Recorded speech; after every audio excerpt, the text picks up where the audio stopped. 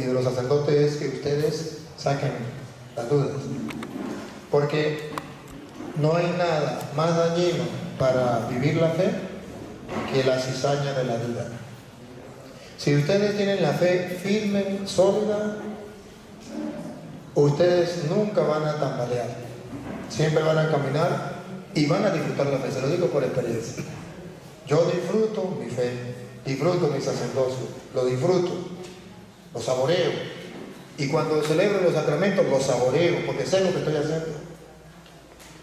Y cuando me acerco a la palabra de Dios, la saboreo. Mi vida tiene mayor sentido. Y les puedo decir que vale la pena ser sacerdote, pero disfrutándolo, gustándolo. Si no, es triste. Entonces, ahí el material les puede servir para que ustedes estudien. Hagan las preguntas que ustedes quieran, saquen las dudas. Ustedes tienen una ventaja, que tienen a los formadores que los apoyan, y eso es una gran ventaja. Tienen un obispo que le apoya, es una gran ventaja. Aprovechen la oportunidad. Ellos saben que en el tiempo que nosotros estuvimos en el seminario, a nosotros no nos brindaron esa oportunidad. Y ustedes, ya les puedo decir con seguridad, no podrán ir nunca a una parroquia donde no le vayan a preguntar por qué. Ustedes ya son sacerdotes que se tienen que enfrentar a otra realidad. En todas las parroquias donde ustedes vayan habrá hermanos separados que le van a preguntar por qué. Y católicos le van a preguntar por qué. Y no pueden ustedes cerrarse a eso. Ustedes tienen que estar dispuestos a dar una respuesta de su fe. Para eso, prepárense. Yo tuve la oportunidad en Barinas, donde trabajé, yo era director espiritual del seminario y quería trabajar con los seminaristas. Y a mí no me dieron permiso para darle esta enseñanza a los seminaristas. Estaba prohibido darle esta enseñanza bíblica a los seminaristas. Y le dije al rector, bueno, pero denme la oportunidad. Me dijo, usted corre con el riesgo. Si un sacerdote llega y lo encuentra dando la enseñanza, va a haber un problema. Yo voy a decir que yo no sabía. Le dije, no hay problema, dame la oportunidad. Digo, pues yo no puedo obligar a los seminaristas, el que quiera ir, el que quiera ir. Y así, a escondidas daba la enseñanza. Uno de los seminaristas del tercer año de teología que no quiso ir a las enseñanzas, en una de las vacaciones, en agosto, ya en vacaciones, le llegó un testigo de Jehová a la casa, se puso a hablar con él, lo convirtió, se lo llevó al testigo de Jehová, y el seminarista del tercer año de teología pasó a ser pastor evangélico. Cuando estaba en el seminario, los padres no le dieron permiso de que yo les explicara la Biblia. Pero los testigos de Jehová no le pidieron permiso para explicarle la Biblia. Y se lo llevaron. Qué triste. Qué triste. Y esa realidad, otra diócesis, me dice el párroco, padre, tengo un problema. Le dije, ¿cuál? Con el vicario. El vicario no quiere bautizar niños, ni quiere bautizar en el nombre del Padre, del Hijo y del Espíritu Santo, sino en el nombre del Señor Jesús y puros adultos. No puede ser, sí. Y no quiere nada. Usted tiene una enseñanza este fin de semana, le dije, sí, digo, se lo voy a mandar. Él dice que él va con una condición. ¿Cuál? Que usted no lo haga quedar mal que él es cura. Pero él le va a hacer preguntas. Le dije, mándalo. Ese fin de semana, toda la comunidad, el único que hizo preguntas en toda la enseñanza fue él. Preguntó de todo, un protestante más. Y compartimos sobre el bautismo y la Santísima Trinidad. Tommy Dene, y nadie pensaba que él era sacerdote. Nadie sabía que era sacerdote. Pensaba que era. Terminamos el domingo, me abrazó, me dijo, gracias, Padre. Ha fortalecido mi fe. Los pentecostales unidos ya me tenían convencido. Gracias. Después de la semana me llamó el párroco. Gracias, Padre. El hombre volvió a bautizar en el nombre del Padre, del Hijo y del Espíritu Santo. Volvió a bautizar. Espectacular, emocionante. Entonces, esto puede suceder. Esto puede suceder. Y tantos casos se han visto. Bueno, muchachos, pregunten, pues. Aprovechen de preguntar. Olvídense que aquí están los hijos y están los formadores, están ahí porque me dan miedo. No. Ellos fueron los que organizaron esta actividad. Y la organizaron con esa finalidad. De que ustedes pregunten, saquen a flote las dudas. Y aquí el que debe tener miedo soy yo. De que ustedes me pregunten. No deben ustedes tener miedo de preguntar. O si no, cambiamos. Yo pregunto y ustedes responden. A ver, ¿alguien quiera preguntar? Padre, arranco con una pregunta. Aunque sobre el tema del fin de los tiempos, que es uno con lo que tanto engañan los protestantes, y en internet está invadido de mensajes, de informaciones, obviamente de todo ello. Entonces aparecen niños profetizando, niños judíos profetizando, niños pequeñitos predicando en iglesias evangélicas. Entonces hay muchos signos aparentemente, ¿no? Se abren catedrales satánicas aquí en Colombia. Yo creo que ya hay que, ¿cuántas? ¿3? ¿Alguien sabe? Una, yo he escuchado de 2. Catedrales satánicas, se abren catedrales satánicas ya abiertas en Estados Unidos y bueno, quién sabe cuántas, ¿no? Y hay cosas en la Biblia que pareciera indicar que sí estamos muy cerca, ¿no? Por ejemplo, todo ojo lo verá, todo oído lo escuchará, entonces el internet está en todo el mundo. Y los medios de comunicación ahora, como son digitales y no obedecen a grupos económicos, etc., son más libres, entonces indicaría que, bueno, se está cumpliendo entonces.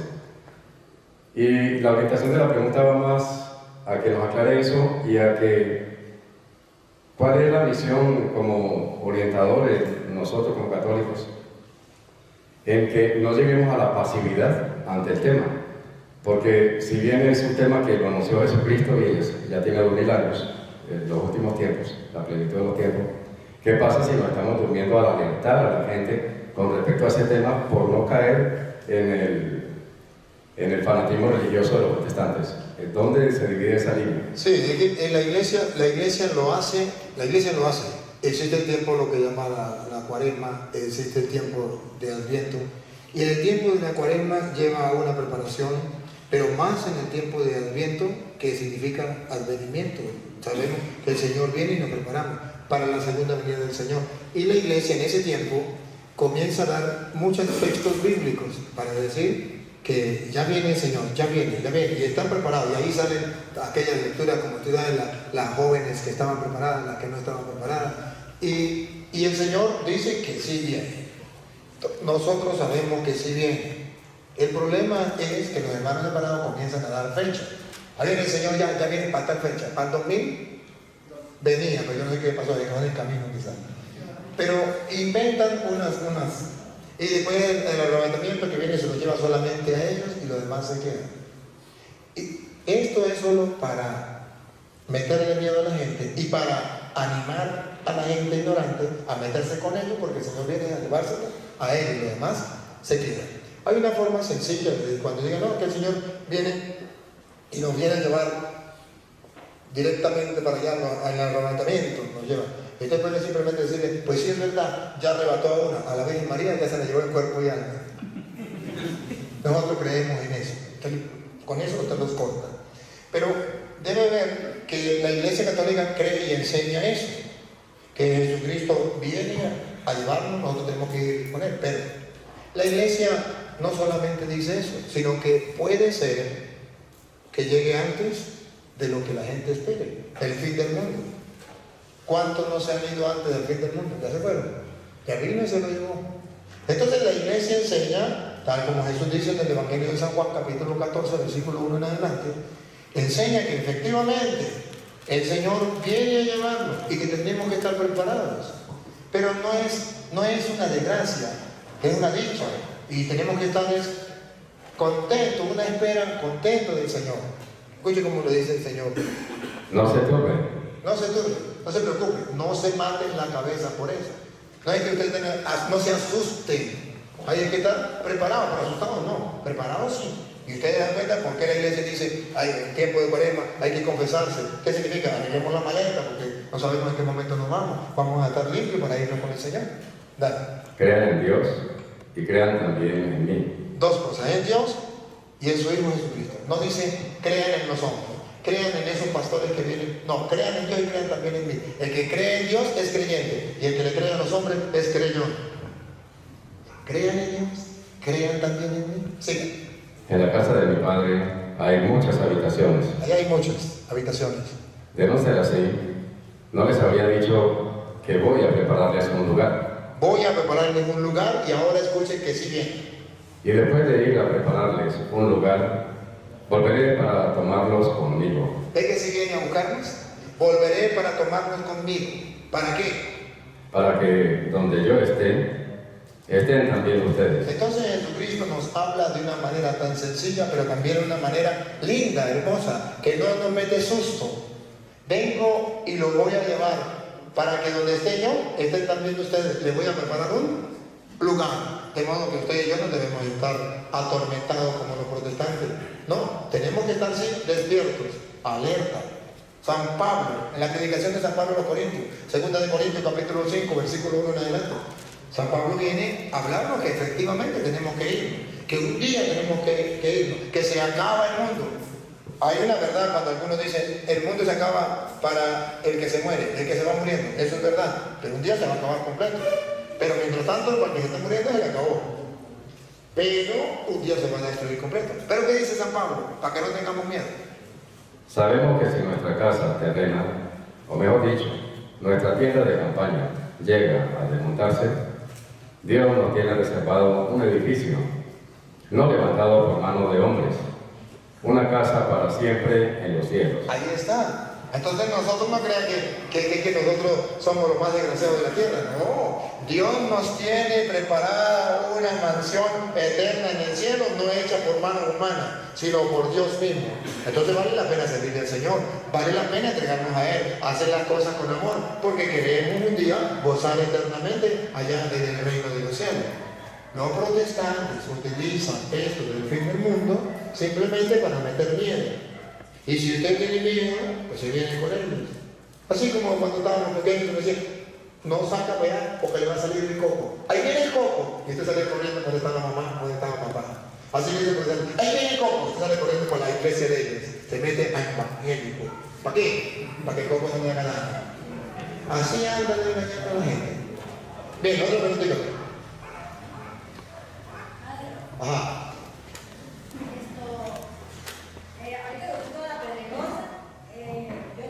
Miren, si quieren, vengan para el micrófono. Los que quieran hacer preguntas pueden, si quieren, hacer la colita aquí. Hagan preguntas, muchachos, aprovechen la oportunidad. Hagan preguntas, miren, una dama les está ganando. Así que pueden hacer preguntas, hacer la colita aquí. Padre, allá en la comunidad donde yo vivo, cuando estoy toda la pedregosa, yo salí por el pueblo a invitar a gente que quisiera irse, o sea, le explicaba lo que usted hacía. Entonces, yo estaba en una casa ahí, y estaba un protestante ahí. Entonces de una vez se dio la vuelta y me miró. Y de una vez me salió por el Éxodo 24, ¿no? Entonces, bueno, ya yo, madre, me sé defender con los videos que yo he visto de usted. Entonces, bueno, ahí me cogió, me duré como una hora ahí con él. Y eso me daba una cita bíblica y la otra, al último, salió otro protestante de la Pentecostal. Y me miró así y dijo, vos te sentís o sea, como está ahorita, ¿vos crees que vas al reino de los cielos? O sea, le dije, no, pues yo estoy en el camino de la conversión, o sea, estoy en el camino, yo no me soy santa, porque la Biblia dice que nada, ni mancha ni arruga, puede entrar en el reino de los cielos.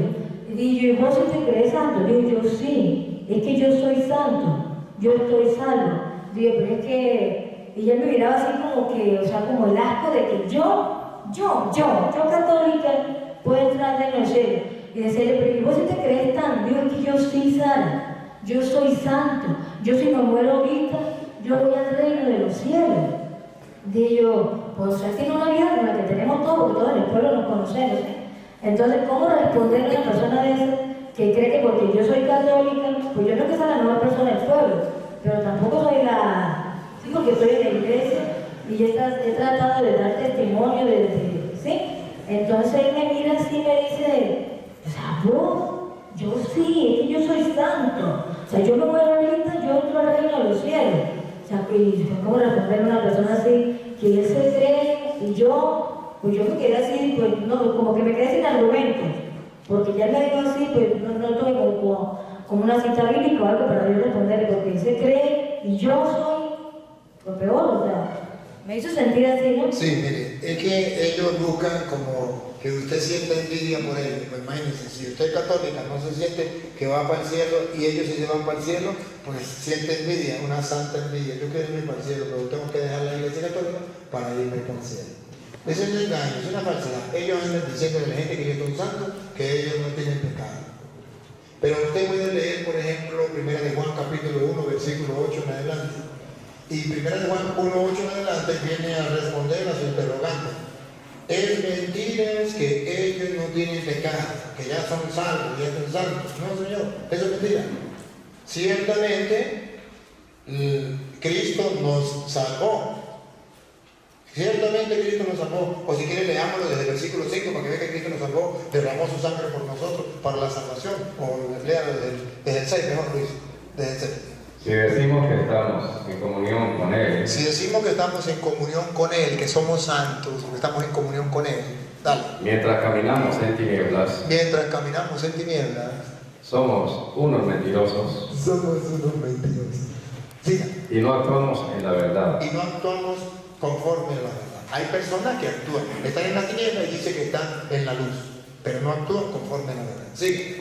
En cambio, En cambio, si caminamos en la luz, si caminamos en la luz, lo mismo que Él está en la luz, lo mismo que Él está en la luz, estamos en comunión unos con otros. vamos a ver qué es caminar en la luz. Siga. Y la sangre de Jesús, Y la sangre de Jesús, el Hijo de Dios, el Hijo de Dios, nos purifica de todo pecado. entonces ahí es donde se agarra. Nosotros estamos en la luz porque la sangre de Cristo ya me limpió, ya me purificó, yo soy santo. Pero ojo, ahí no termina San Juan.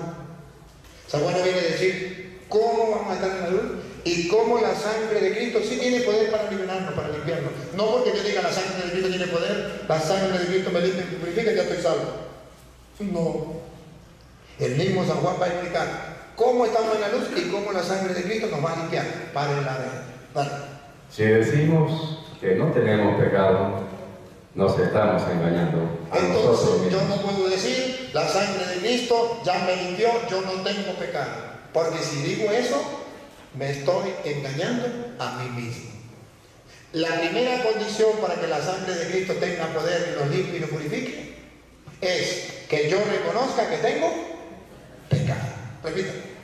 Si decimos que no tenemos pecado, nos estamos engañando a nosotros mismos.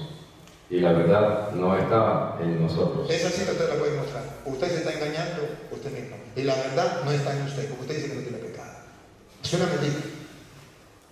Es mal interpretar la Sagrada Escritura. Sí, Cristo nos limpió con su sangre, sí nos purificó, pero primero, para que esa purificación llegue a nosotros, primero debo reconocer que soy un pecador. Segundo, Pero si confesamos nuestros pecados, el segundo paso para que la sangre de Cristo surja efecto en nosotros, nos limpie y nos purifique, es, después de haber reconocido mis pecados, confesar mis pecados. Dale, otra vez.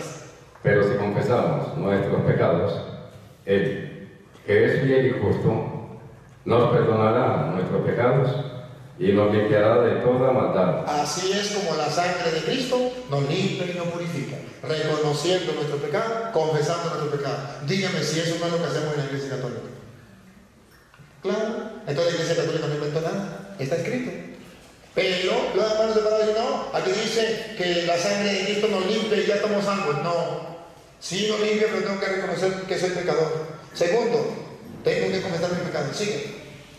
Si dijéramos que no hemos pecado, sería como decir que Él miente. Es como decir que Dios miente. Y es mentira. Dios no puede mentir. Entonces, hermanos, no es que los protestantes no tengan pecado. Es que ellos quieren hacerle creer al católico que ellos no tienen pecado, que ellos están salvos. ¿Se acuerdan del fariseo y el publicano? Gracias, Señor, porque yo pecado no tengo. Yo no soy como ese publicano. Y el publicano ni levantaba la mirada, perdóname, Señor, por qué pecado. Y eso le dijo, ¿quién de los dos fue justificado? Le aseguro que el fariseo se fue a su casa sin ser justificado y el publicano sí se recibió el perdón. Porque es necesario que nosotros reconozcamos nuestros pecados, que somos pecados. ¿Cuál es la diferencia? ¿Es que los protestantes no tienen pecado? Según los protestantes, la diferencia entre ellos y nosotros es: los católicos son unos pecadores, por eso la iglesia no es la de Cristo. Los protestantes somos salvos, no tenemos pecado, por eso esa es la muestra de que somos de Cristo. Sí, así hablan ellos, que ellos no tienen pecado. Entonces yo los comparo a ellos y a los católicos como el perro y el gato. El católico es como el perro, hace pupú y lo dejan descubierto. Los protestantes son como el gato, hacen pupú y tapan. Yo pecado no tengo. Y si alguien, por ejemplo, le descubre que sí tiene pecado, como usted va caminando y descubre a la caca del gato que estaba tapada, dice: es que andaba descarriado. Eso era que andaba descarriado. ¿Cómo es que no tiene pecado? Y cuando se le descubre el pecado, no es que andaba descarriado. No, el Señor nos dice que tenemos que ser sinceros de reconocer nuestros pecados. Si reconocemos nuestros pecados, Dios nos perdona. A ver, otra preguntita. Otra pregunta. Aprovechen, muchachos, pregunten. Vale, ahí está el micrófono. Así que preguntan. Hombres valientes. Dios necesita hombres valientes. Porque si no, un día te lo va a agarrar los protestantes y no van a saber qué responder por tonto, por no preguntar. Padre, pues esta pregunta más que todo la hacen aquellas personas que no creen en Dios y que uno se lo ha encontrado afuera en la pastoral. Dios, que es tan bueno y nada se sale de Él, ¿por qué Dios, que es bueno y todo lo creó bien? Sabemos que el diablo no es coeterno a Dios, que el diablo no coexiste con Dios, que se supone que Dios lo creó como uno de todos sus ángeles. ¿Por qué Dios permitió que surgiera el mal en Satanás? Bíblicamente, ¿uno cómo puede responder a eso? Porque las respuestas que tenemos son filosóficas y también teológicas, pero bíblicamente, ¿cómo se puede responder a eso? Y también, aparte de eso, ¿por qué Dios, como destruye a tantos pueblos, o cuando iban pasando el pueblo, los egipcios persiguiendo al pueblo de Israel, se ahogaron y mató y acabó con tantos egipcios? ¿Por qué Él no, para aniquilar totalmente al diablo, por qué no lo mata? ¿Por qué no lo destruyó totalmente y así no haya surgido el mal en el mundo? Es que el mal surge aquí así. A ver, quédese aquí y yo lo voy a tratar de explicar. Que Dios es el perfecto bien. Es el perfecto bien. Si Dios lo crea a usted perfecto como Él, usted pasa a ser un Dios. ¿Sí? Entonces ya no sería un solo Dios, sino ya usted también sería Dios. Como Dios no lo creó usted, Dios lo creó hombre. Entonces hay una diferencia. Al no crearlo Dios, hay un espacio entre el Dios y la criatura. Esa ausencia entre Dios y la criatura es donde hay la opción a que la persona falle, porque no es perfecto. Hay una distancia, el creador y el creado. Dios quiso crear seres humanos, los quiso crear, y no los creó malo, los creó bueno. Solamente que en el espacio que hay, en la distancia que hay de ser humano a Dios, en ese vacío, usted puede desviarse por los caminos malos, y Dios respeta su libertad. Pero Dios no nos creó a nosotros para hacer el mal, nos creó para hacer el bien. Ejemplo. De ahí está la predestinación al bien, predestinación a la salvación. Ejemplo, usted es un hombre que trabaja construyendo esos destornilladores. Sí, necesita para sacar los tornillos. ¿Cómo se dice destornilladores? Ajá, destornilladores. Usted hace los destornilladores. Pregunto, en su mente, cuando usted está construyendo esos destornilladores, usted está mirando para qué los construye, cuál es la finalidad. Esos destornilladores están, diríamos así, predestinados ¿para qué? Para que la gente saque los tornillos y le sirva para algo bueno. Pero usted un día se puso bravo con una persona y agarró un destornillador y le dijo: mátamelo ahí. Pregunto, ¿el que hizo el destornillador lo hizo con esa finalidad de que matara a otro? No. estaba predestinado para sacar tornillos. Y usted, en su libertad, le cambió la dirección. Quiso guardarlo en la barriga del otro. Pero el Creador no lo hizo con esa finalidad. Pero dentro de la libertad, usted puede hacer lo que le venga en gana. Ahora bien, ciertamente, nosotros podríamos decir, ajá, y si Él es Dios y sabía que yo podía irme por el camino del mal, me podía desviar, ¿por qué Dios no hizo nada por mí? Si usted lee el capítulo 8 de los Hebreos, verá que sí hizo Dios algo por nosotros. Nos dejó su Santo Espíritu. Y en el versículo 8, capítulo 8, versículo 26, usted verá cómo dice. Hebreos 8. No, Romanos. Romanos. Romanos 8, 26 en adelante. Si lee todo el 8, usted verá que habla que desde el 5 en adelante, que uno vive según la carne y otro según el Espíritu, y que los que viven según la carne, como que las cosas del Espíritu le quedan difíciles, los que viven según el Espíritu, las cosas de la carne le quedan difíciles. Pero mira el versículo 26. Somos débiles. Ahí está. Somos débiles. Ajá, y como Dios nos creó a nosotros siendo débiles y nos deja así y no hace nada por nosotros. Vamos a ver si Dios no hace nada por nosotros.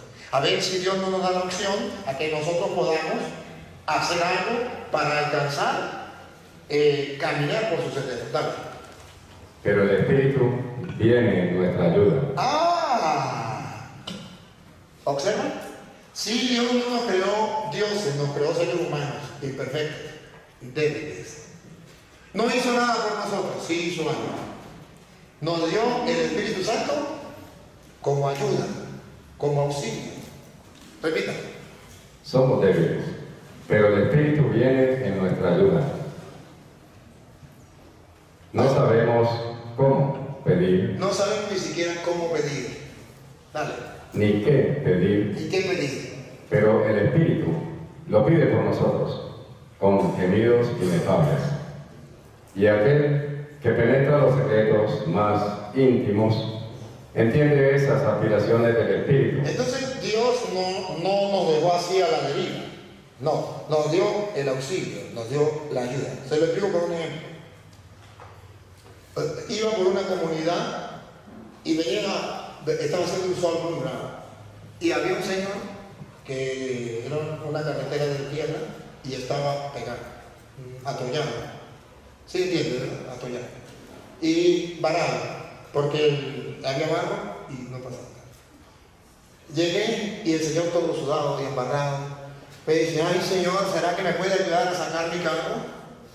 Tengo 3 horas aquí tratando de sacarlo y no, cada vez se entierra más. Ayúdenme, Señor. Y le dije, sí, con mucho gusto, claro que sí.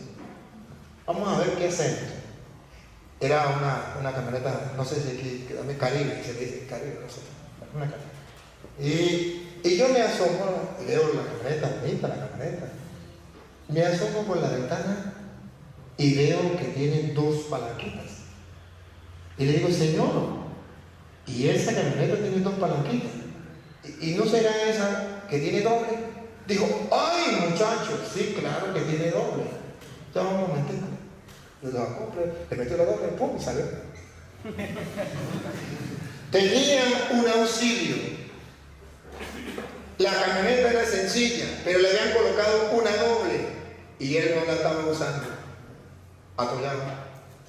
Si usted eres simplemente humano y no te dejas ayudar por el Espíritu, usted es sencilla, se pega. ¿Y usted cree que Dios no te dio el auxilio? Sí, Dios le dio una doble. Métale la doble. Invoca el Espíritu de Dios. Deje enseñar por el Espíritu de Dios. Escuche el Espíritu de Dios y usted podrá vencer incluso a Satanás. El Señor nos ha dado a nosotros esa opción para que seamos santos, para que alcancemos eso. El Señor quiso que usted y yo alcanzáramos la perfección. Nos llama a ser santos. Nos llama a la perfección, claro que sí. Si usted lee, por ejemplo, 1 de Pedro, capítulo 1, versículo 14 en adelante, el Señor nos llama a nosotros a esa perfección. Y para alcanzarla nos da su Santo Espíritu. ¿Cuál es el problema que tenemos? El primer problema es que no creemos en el Espíritu Santo. El segundo problema es que no le damos permiso al Espíritu Santo. Ejemplo, mire, cuando estábamos pequeños, me gustaba ir a pescar con mi hermano. Y mi hermano cuando estábamos, él tenía como 13 años, yo tenía menos, como 10 años. Nos vamos a pescar. Y mi hermano, echando broma, agarró una carnada así de grande. Y dijo, me voy a sacar, estábamos pescando pescado pequeño, me voy a sacar un bagre grande. Puso la carnada y la tiró. Y lo agarró un bagre grande. Y cuando el bagre lo agarra, se lo llevó a arrastrar. Y él, había un muchacho, un hombre de como 18 años, y él comenzó a decir, ¡Ricardito, no!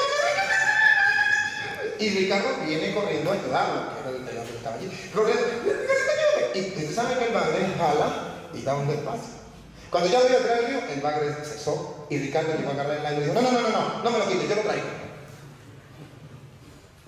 Y a lo que iba llegando a la orilla, el bagre pega en esta pierna ahí. Y cuando viene el grano, ya el bagre descansa y dice, no, yo lo traigo. Y en la tercera arrancada que dio, se lo llevó, el chamo cuando vio que lo iba a llevar a nosotros nada. ¿Por qué no se quiso dejar ayudar? El Espíritu Santo viene en nuestra ayuda. Pero ustedes y yo no dejamos que el Espíritu Santo venga en nuestro auxilio. No le damos el nylon, no le damos el volante de nuestra vida para que Él lo dirija. Entonces, ¿cuál es el problema? El problema no es que Dios no nos ayude. El problema no es que Dios no haga nada. Es que ustedes y yo no nos dejamos ayudar por Dios. Escuche cómo dice. 1 Pedro 1:14.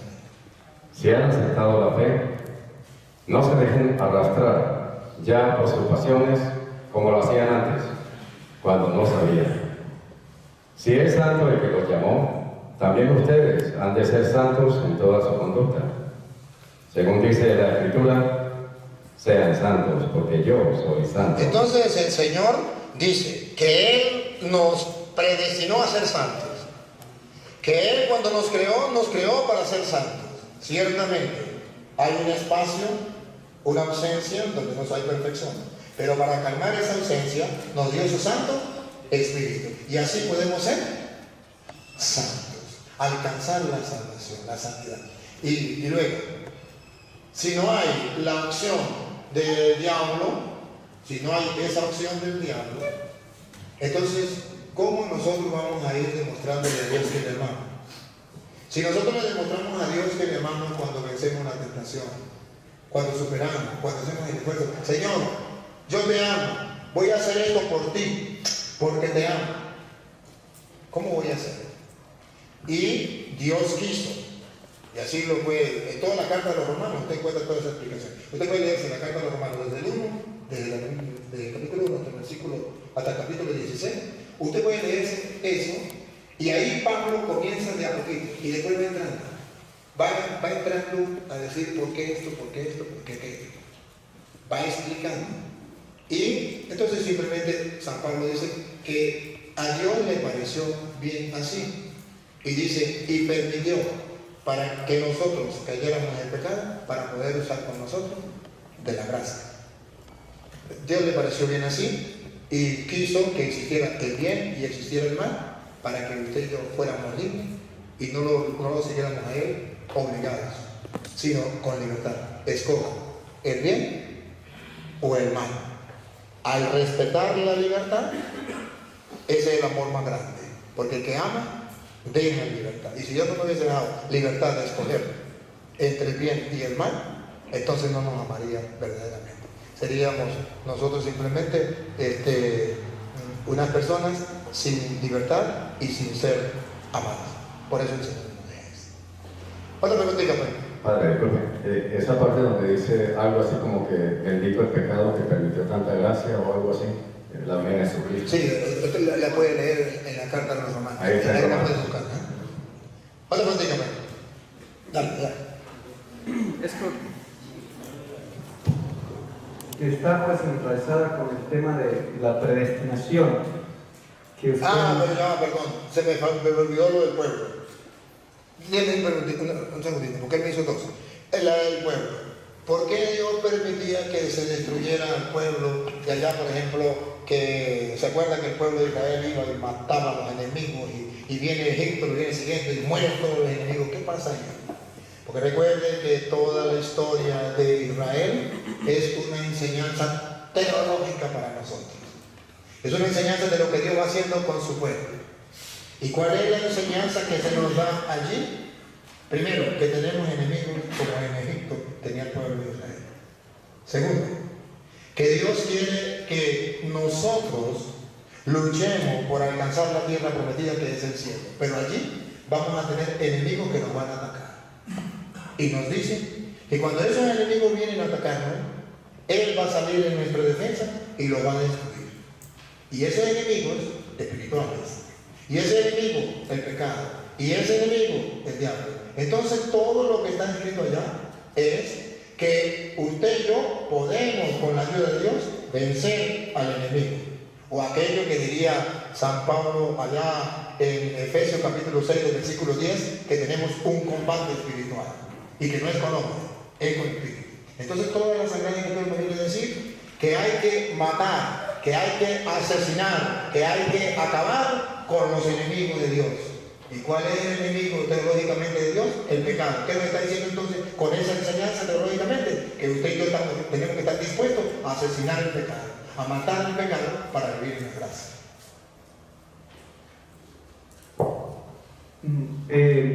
Nos hace alusión usted acerca de que estamos predestinados a la salvación. Puede ser un término que se estudia mucho acerca de la libertad, bueno, libre albedrío, elegir entre el bien y el mal. Siempre me ha cautivado cada vez que leo el texto de la oración de Jesús, Juan capítulo 17, cuando Jesús se remite a los suyos, nos va a decir en el verso 12: cuando estaba yo con ellos, yo cuidaba en tu nombre a los que me habían dado. He velado por ellos y ninguno se ha perdido, salvo el hijo de perdición, para que se cumpliera la Escritura. Queda entonces, me queda la cuestión, la duda, si era necesario que Judas, para que se cumpliese el plan salvífico de Dios, era necesario un traidor, un predestinado a la condenación. ¿Cómo podemos entender entonces este texto bíblico y cómo en el plan de Dios entra incluso el traidor? Cuando se habla de la predestinación no se dice obligación. Nosotros estamos predestinados. Dios ya le colocaba el ejemplo del determinador. Él está destinado, el que lo creó está destinado para eso, predestinado para eso, pero no obligado. Lo puede utilizar para otra cosa en la libre albedrío. Ciertamente estaba escrito, y es lo que usted viene a decir, que uno lo iba a traicionar. Pero si usted busca la Sagrada Escritura, en ninguna parte dice que Judas. Nunca usted va a encontrar una cita donde diga Judas lo va a traicionar. Un hombre llamado Judas lo va a traicionar. No. Entonces, ¿qué está diciendo la Sagrada Escritura? Que en la libertad que tenemos, unos no lo van a traicionar y otros sí lo van a traicionar. Pero no dice quién. Por eso, cuando Jesús está en la cena, ¿se acuerda? Uno de ustedes me va a traicionar. ¿Quién será? Incluso Judas dijo, ¿seré yo? Uno lo va a traicionar. Entonces la Sagrada Escritura teológicamente lo que viene a decir es que siempre habrá dentro de los discípulos del Señor quienes se mantengan firmes, pero siempre habrá también quienes se dejen llevar por el camino de la perdición. Siempre. Pero ahí nos dice que era Judas. Esto quiere decir que puede ser que usted se salve o puede ser que usted se condene. Por eso no sé qué santo decía, pero yo lo escuché una vez que decía: ¿quién se salva? El que quiere. ¿Quién se condena? El que quiere. Ni usted está obligado a ir a la santidad. No. Jesús dijo: hay dos caminos, el camino amplio y el camino angosto, y usted verá cuál agarra. Si usted agarra el camino angosto, pues bueno, usted verá qué hace por allí. Si usted agarra el camino amplio, usted verá qué hace. Pero Jesús dijo, el camino angosto al final es el cielo. El camino amplio, el final será el infierno. Ya reducido en castellano. Usted escoge para dónde quiere ir. Pero quedan dos alternativas. Una, la salvación, y otra, la condenación. Si usted no quiere condenarse, pues bueno, busca al Señor, que aquí está la salvación. Pero no puede ser que usted, Dios les diga, usted fue creado para ser condenado. No, Señor. Usted fue creado para esto, para la salvación. Todos estamos llamados a la salvación. Está escrito en 1 de Timoteo, capítulo 2, versículo 4. 1 de Timoteo 2, 4. ¿Cuál es el querer de Dios? Según la Biblia,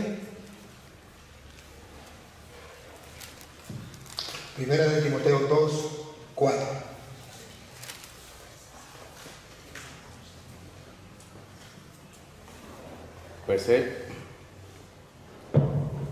Pues Él quiere que todos los hombres se salven. Repita. Pues Él quiere que todos los hombres se salven. Ese es el querer de Dios. Repita. Pues Él quiere que todos los hombres se salven y lleguen al conocimiento de la verdad. El querer de Dios es que todos los hombres se salven. Ese es el querer. Dios creó al hombre con esa finalidad, que todos se salven y lleguen al conocimiento de la verdad. Y por eso San Juan se sentía feliz y nos llama a nosotros a ser felices en eso. Por ejemplo, en 1 de Juan capítulo 3 versículo 1 en adelante. San Juan, 1 de Juan capítulo 3 del versículo 1 en adelante. Miren qué amor tan singular nos ha tenido el Padre. Otra vez. Eso me emociona. Otra vez. Miren qué amor tan singular nos ha tenido el Padre. Está con un amor tan grande, loco de amor por nosotros. Siga. Que no solo nos llamamos hijos de Dios, sino que lo somos. Deberíamos sentirnos orgullosos. Somos hijos de Dios. Siga. Por eso el mundo no nos conoce, porque no lo conoció a Él. Amados, a pesar de que ya somos hijos de Dios, a pesar de que ya somos hijos de Dios, no se ha manifestado todavía lo que seremos. todavía no podemos ver con claridad lo que seremos, pero escuchen lo que viene. Pero sabemos que cuando Pero Él sabemos que cuando Él aparezca en su gloria, aparezca en su gloria, seremos semejantes a Él. ¿para qué Dios nos creó? Para ser santos, para ser semejantes a Él. Dios quiere que todos los hombres se salven y lleguen al conocimiento de la verdad. Para eso, ¿quién se salva? El que quiera. ¿Quién se condena? El que quiera. Dios nunca predestinó a nadie para condenarse. Solamente está muestra que dentro de la iglesia o dentro de la vida cristiana habrá personas que eligen ese camino. Eso es otra cosa. ¿Sí? Eso es otra cosa. Pero que Dios no le obliga. Hola, contigo. Padre, perdón, y respecto a Judas, mientras bien, respecto a Judas, la Biblia habla de que se condenó, pero no podríamos decir cuál fue el nivel de condena. Y lo otro, que la culpa de él no fue tanto traicionar, ¿cierto? Sino que él continuó con eso. Ese fue el error de Judas. No solamente fue traicionar, el error de Judas fue que se desesperó y no buscó la misericordia de Dios. Fue y se ahorcó. Pedro también lo traicionó, pero Pedro lloró su pecado. Bueno, padre, una pregunta y pues una petición especial que le quisiéramos hacer muchos. ¿Cómo leer la Sagrada Escritura en clave de apologética o aprender la apologética de la Sagrada Escritura? Y la pregunta es que me causó pues curiosidad porque le respondí a la pastora con una bella enseñanza del padre Matuli sobre la autoridad de la iglesia para cambiar y transformar ciertas cosas. Entonces me dice, ¿con qué autoridad los católicos transforman el texto bíblico de Éxodo, capítulo 20, verso 8, diciendo que deben santificar las fiestas y no el sábado? ¿Y por qué si dicen que ya la ley se cumplió en Cristo, siguen enseñando los mandamientos que son la ley de Dios? Muy bien, voy a responderle primero a la primera y después a la segunda. A la primera era, ¿cómo es? La primera era de que... ¿Cómo aprender apologética de la Sagrada Escritura? Mire, ¿cómo aprender la apologética de la Sagrada Escritura? Pues a mí no me lo enseñaron.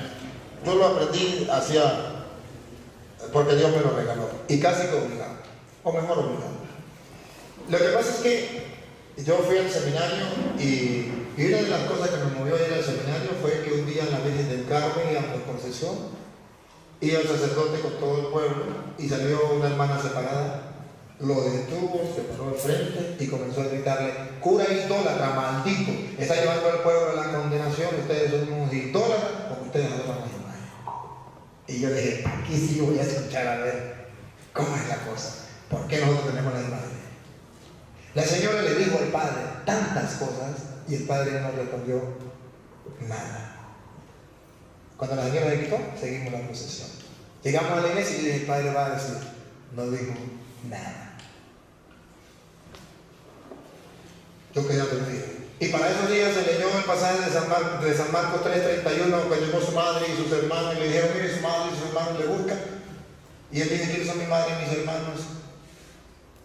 Y el cura no le dijo nada. Y yo quedé perdido. Y yo dije, me voy al seminario. Allá voy a aprender todo esto para aclararle a la gente y la gente no esté confundida.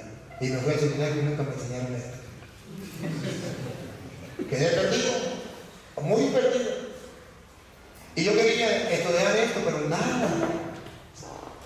Y un día fue el padre Gallano Matún y me faltaban a mí como 6 meses para ordenarme de diácono. Ya estaba por ordenarme de diácono. Y resulta que ya vino el padre Gallano Matún, dio una enseñanza y yo quedé. Esto es lo mío, me volví loco. Y fui y le dije: padre, ¿qué hago yo? Yo quiero aprender. Y me dijo: yo tengo un libro que se llama Al diablo con los protestantes. No, al diablo con los protestantes, dijo. Pero era echando broma, ¿no? Al diablo con los protestantes, pues me dijo: no, al diablo con los protestantes. Bueno, y le dije: ¿cómo hago? Digo: compro. Me puse a buscar plata por ahí y lo compré. Ese día me sentí a leer el libro, me lo comí en una sentadita, me lo leí completo. Y me lo volví a leer 2 veces el mismo día. Ahí yo dije: esto es lo que yo quiero. En la emoción que tenía, pensé que el rector del seminario me iba a entender. Me fui al rector y le dije: padre, acabo de encontrar lo que yo siempre he buscado. Y yo tengo este libro y yo quiero estudiar la Sagrada Escritura, porque yo quiero ser un sacerdote y cuando un hermano me pregunte por qué, yo le diga: ¿por qué? Porque yo quiero salvar almas para Dios y yo quiero ser sacerdote, pastor, para guiar al pueblo de Dios que esté confundido. Y tengo una propuesta, quiero que me dé 1 año para yo estudiar las Escrituras. Me dijo: ¿está loco? Acá se viene el seminario, no está estudiando la Escritura. Le dije: sí, pero no como yo quiero. Me dijo: usted está enamorado. Le dije: no, padre, yo no estoy enamorado. Yo quiero estudiar la Sagrada Escritura. Me faltan 6 meses para ordenarme y yo creo que mañana no va a tener tiempo. Yo quiero estudiar la Escritura. Me dijo: va, agarre, hágame un programa de usted hacer durante el año. Minuto a minuto, hora por hora, día por día. Y me puse y lo hice durante todo el año lo que iba a hacer.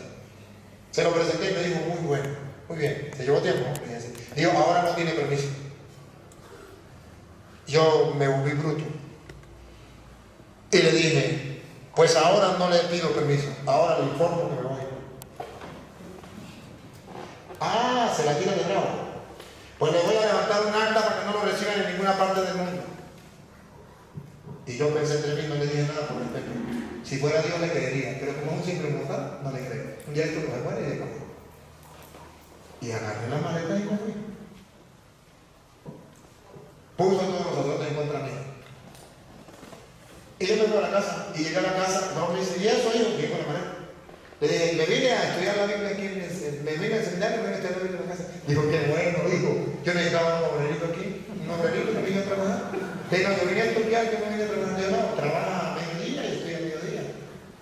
Ahora, y así, y agarré, y dije: voy a estudiar. Le dije a mis hermanos: vamos a estudiar, y mientras estábamos trabajando, vamos a aprender el método, una cita por ti, un tema que le guste.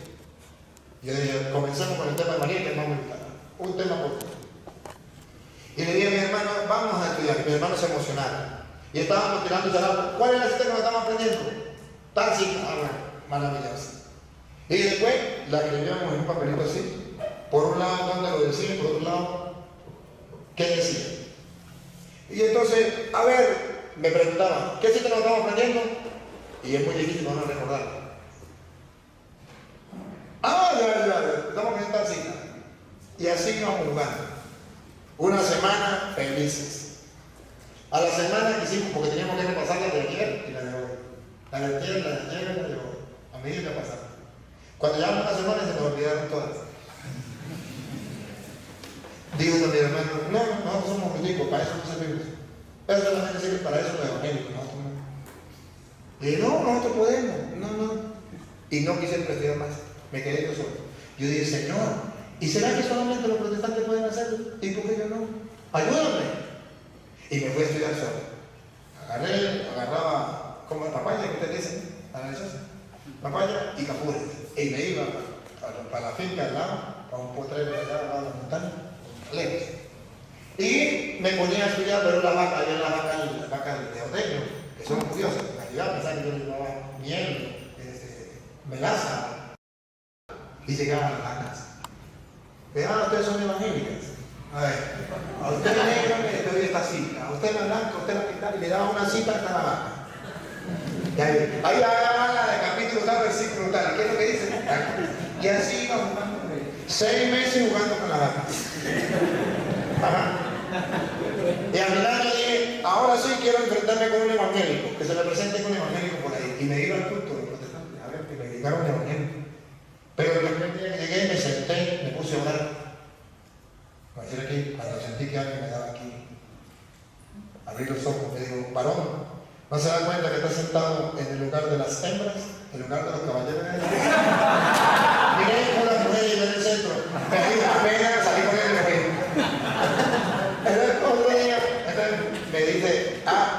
Me dice, el rector puso a mi párroco en contra mía, mi párroco me prohibió ir a la misa, me corrió de la iglesia, porque yo hice un centro seminarista rebelde, porque me había salido del seminario.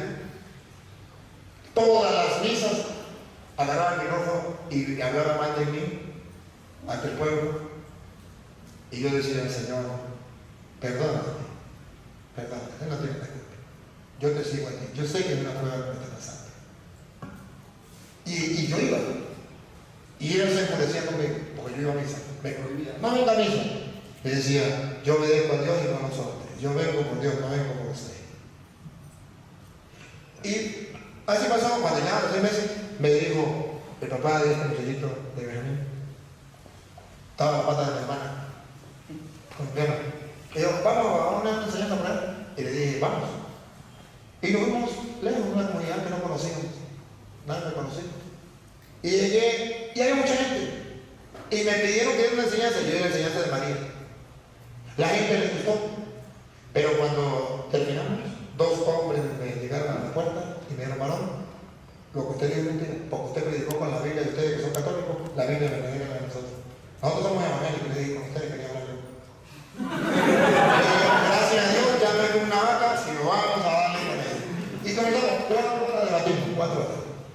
A las 4 horas dijo el hombre, los 2 eran hombres. Varón, eso está muy bueno, eso no lo sabíamos nosotros. Esta noche hay culto en mi casa. Vienen 10 pastores. Vamos. No, yo no tengo tiempo. Uy, el miedo, yo nunca voy a hablar con los pastores. A mí me habían enseñado que los pastores sabían muchísimo, que sabían la Biblia derecho y al revés. ¿Qué iba a hacer yo? Que no. Y los hombres me insistieron tanto y le dije, no. Pero mi cuñado me estaba observando de lejos. Y allá una zona donde le da la gallina. Y entonces, mi cuñado estaba asustado. Y yo, ¿qué querían los hombres? ¿Quién era? Bueno, evangélico que quiere que vayamos al culto. Yo pensé que eran las guerrillas. Le dije, no, eran los evangélicos que quieren que vaya al culto. Vamos al culto. Le dije, no, tampoco usted. Dijo, vamos, ¿cuál es el problema? Vamos para allá, nadie lo conoce. Si usted se equivoca, nos reímos y nos vamos. Le dije, no, vamos. Y si usted se equivoca, nos reímos y nos vamos. Dios, no, usted sabe más que yo. Le dije, yo no voy. Dijo, no vaya.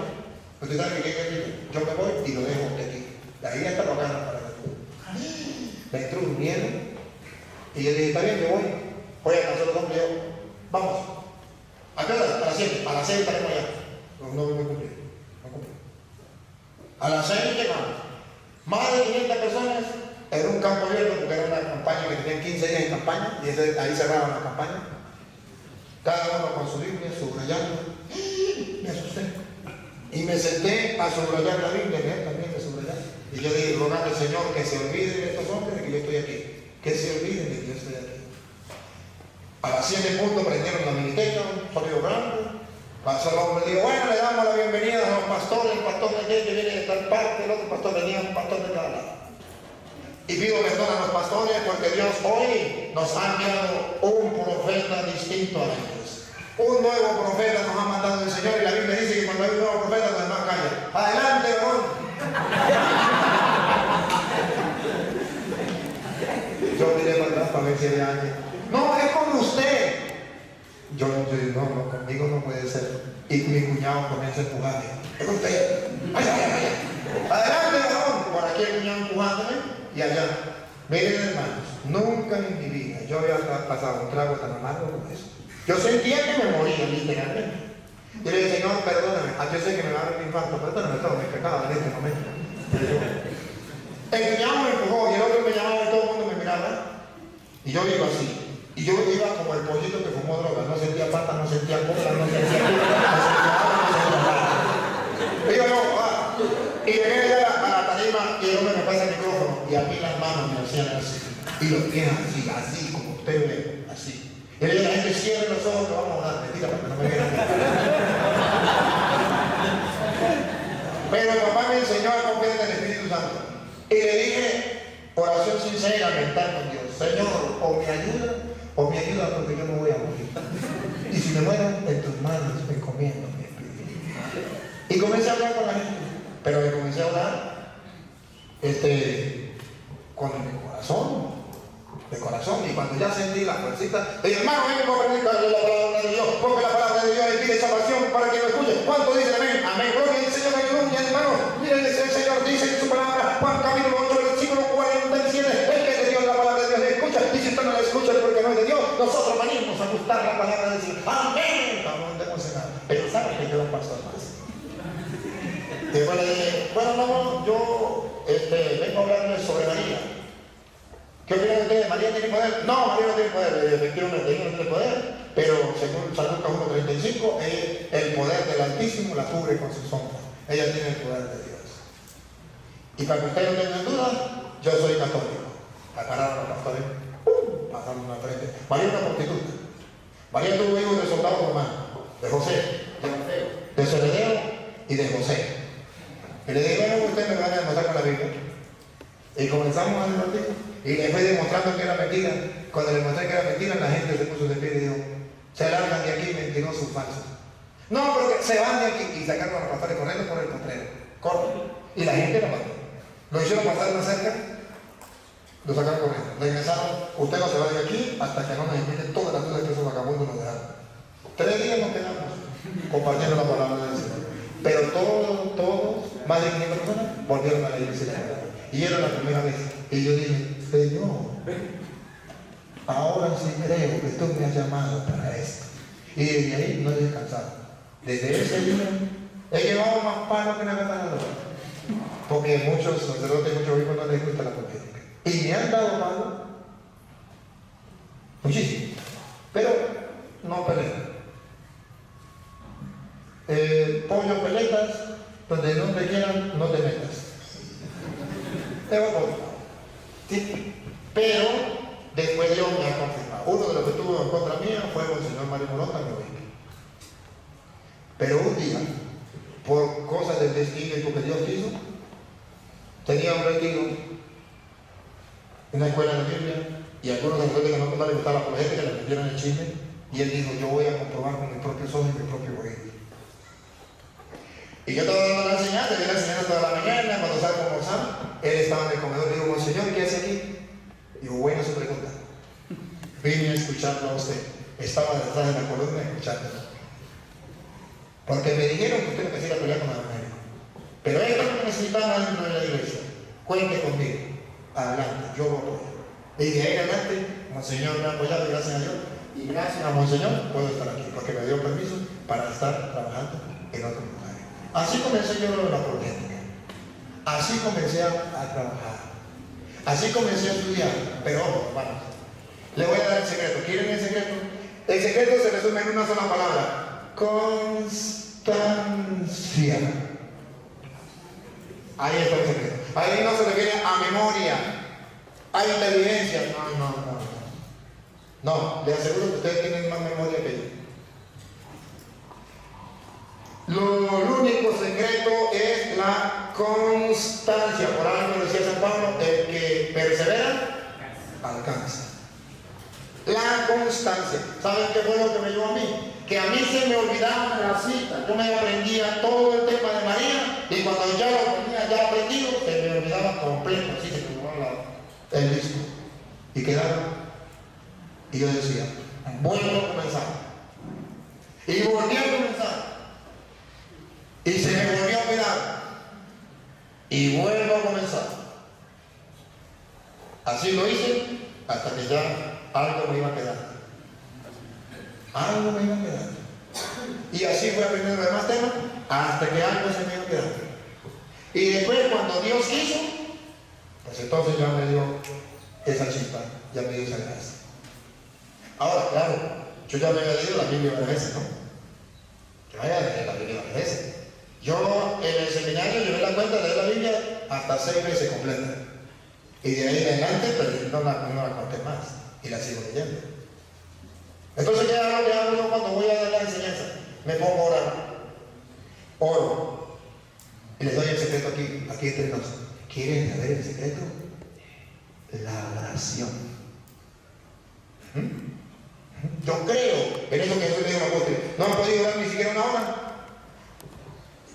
Hay una oración que yo amo, muchachos, y ojalá que ustedes la amen. La oración del silencio, de quietud, del estar con Él. Él me mira, dijo el campesino, y yo lo miro.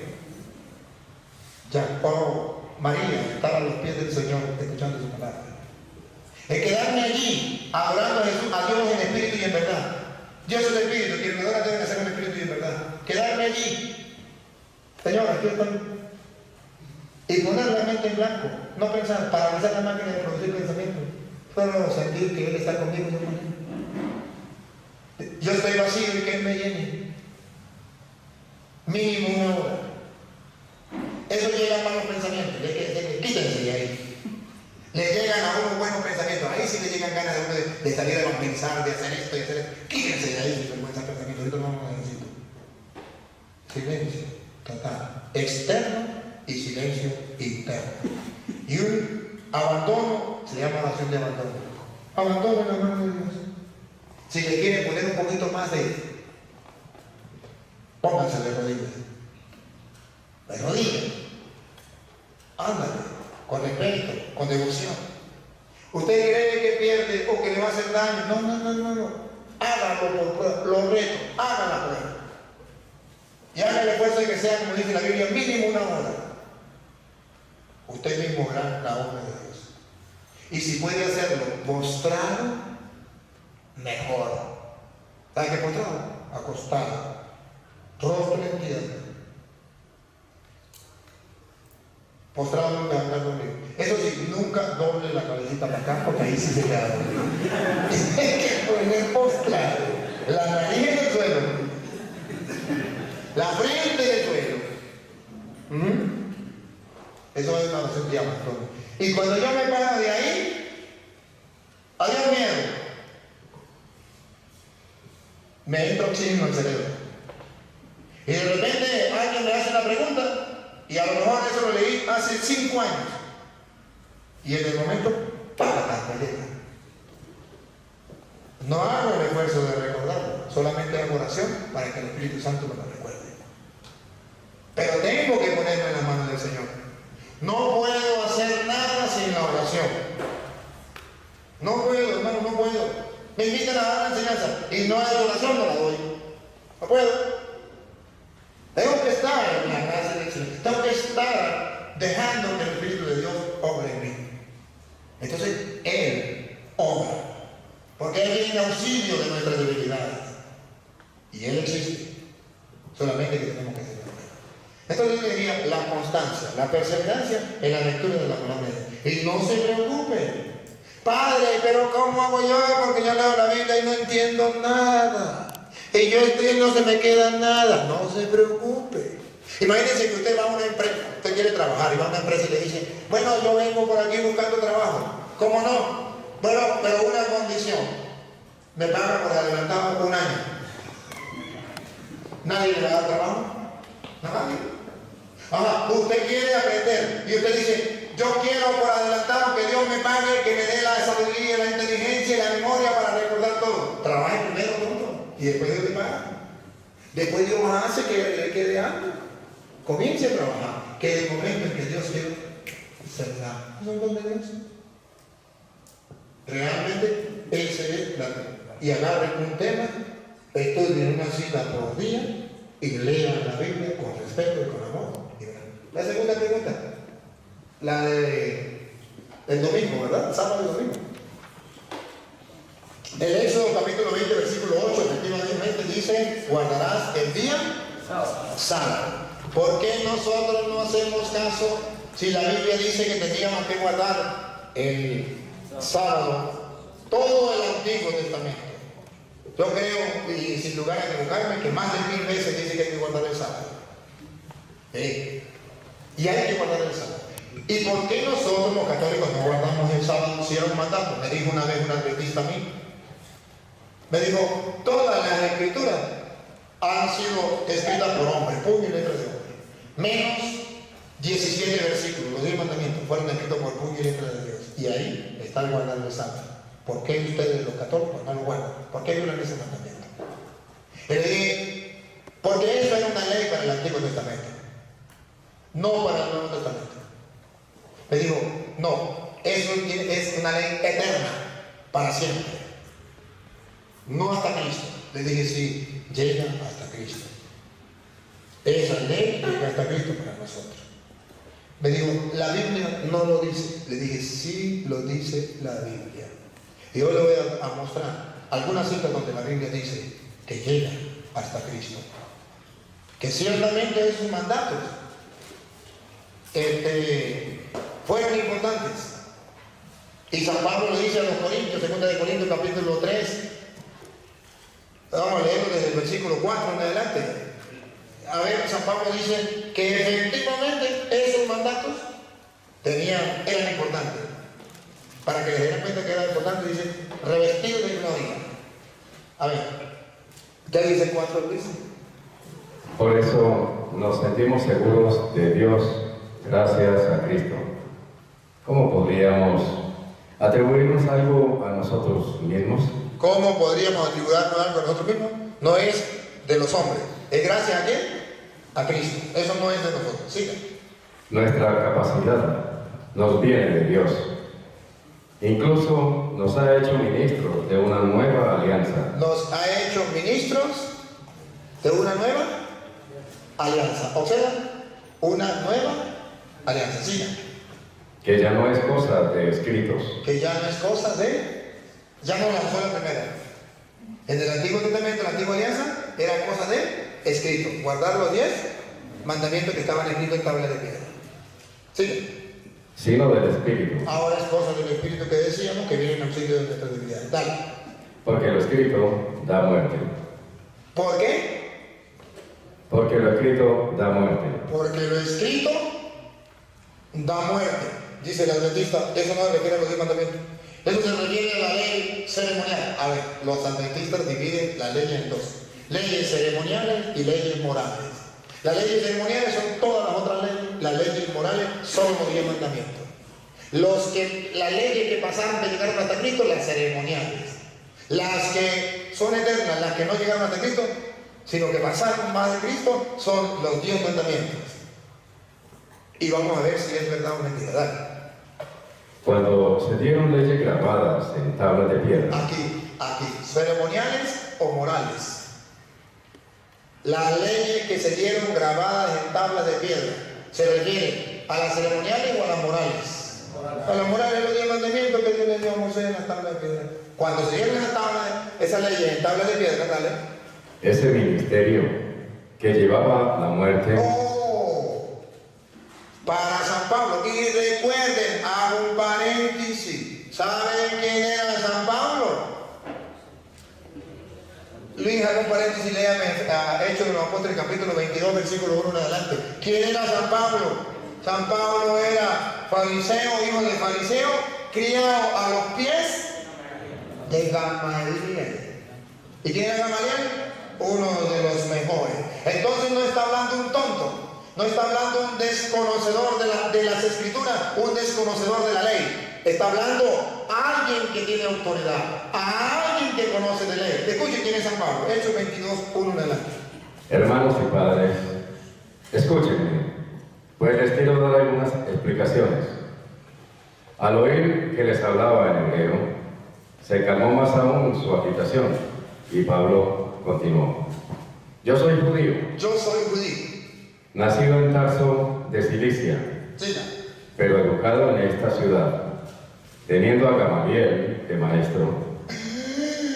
el mejor de los maestros, Gamaliel. Siga.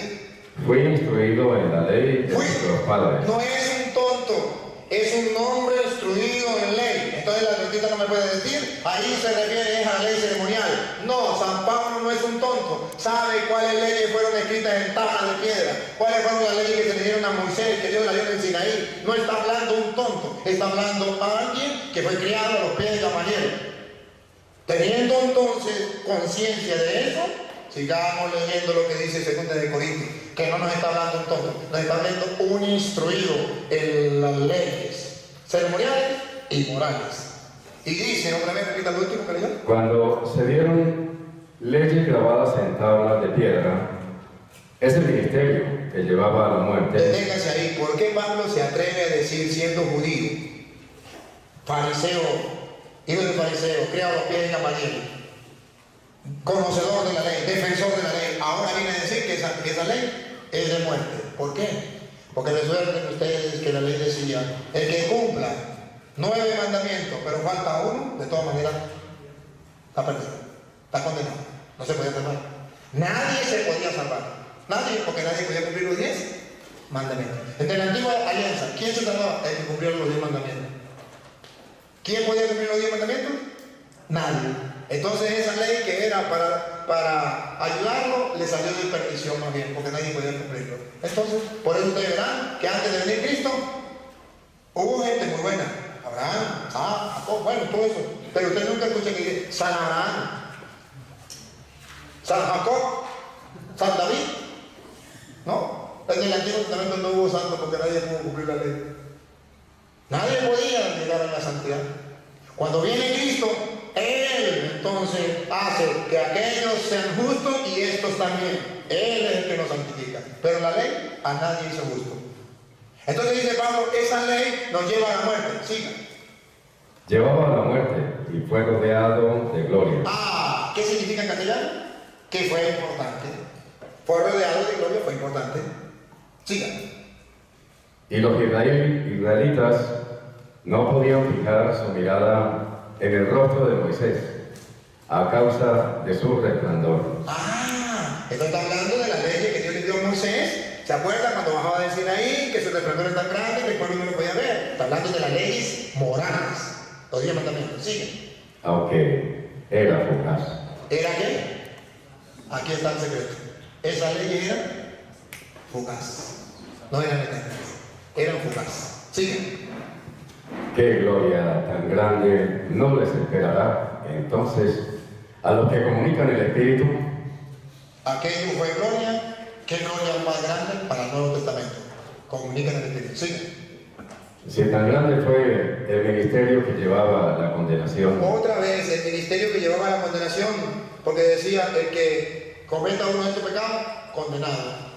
Si tan grande esa gloria para el ministerio que lleva la condenación, No lo será mucho más todavía el que nos hace justos. sí. Es algo tan glorioso bajo ese aspecto que la gloria del otro ministerio no era nada en comparación. No era nada en comparación con el Nuevo Testamento. Dale. que este ministerio de gloria pasajera, Ministerio de gloria pasajera. Siga. si el nuestro permanece en la gloria, qué esperanza tan grande y qué seguridad nos da. No es como Moisés, que se cubría el rostro con un velo, para que los israelitas no vieran el momento en que se apagaría su resplandor. Un día se va a apagar ese resplandor. Cuando llegue Cristo se apaga eso. Sigue. Con todo, los israelitas se volvieron ciegos. El mismo velo les oculta el sentido de la antigua alianza Les oculta el sentido de la antigua alianza. Sigue. hasta el día de hoy. Hasta el día de hoy. Y no descubren que con Cristo ya no tiene valor. ¿Qué? Con Cristo ya no tiene valor. Y no descubre.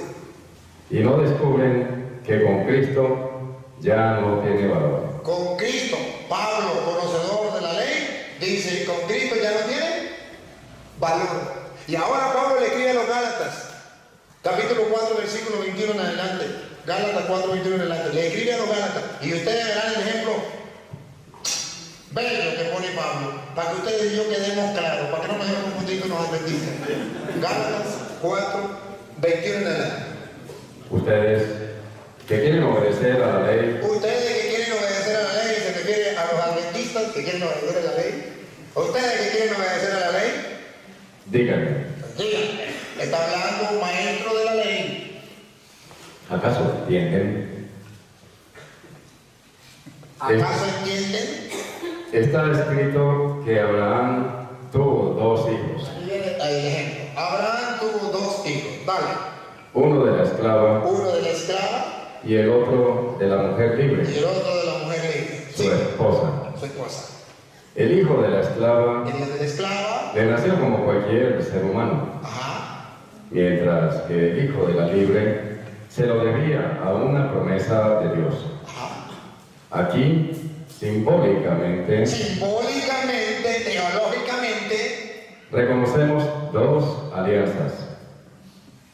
La primera, la del monte Sinaí, no me pude decir. Dos alianzas. Adivinen cuáles son. Antiguo Testamento y Nuevo Testamento. Simbólicamente, dos alianzas. Siga. la primera, La primera, Antiguo Testamento. la del monte Sinaí, A ver, adivinen, ¿dónde fue que Dios le dio los 10 mandamientos a Moisés? La del monte Sinaí. ¿Y qué le dio ahí? 10 mandamientos. Esa es la primera. La primera alianza está centrada en el monte Sinaí, en los 10 mandamientos. Siga.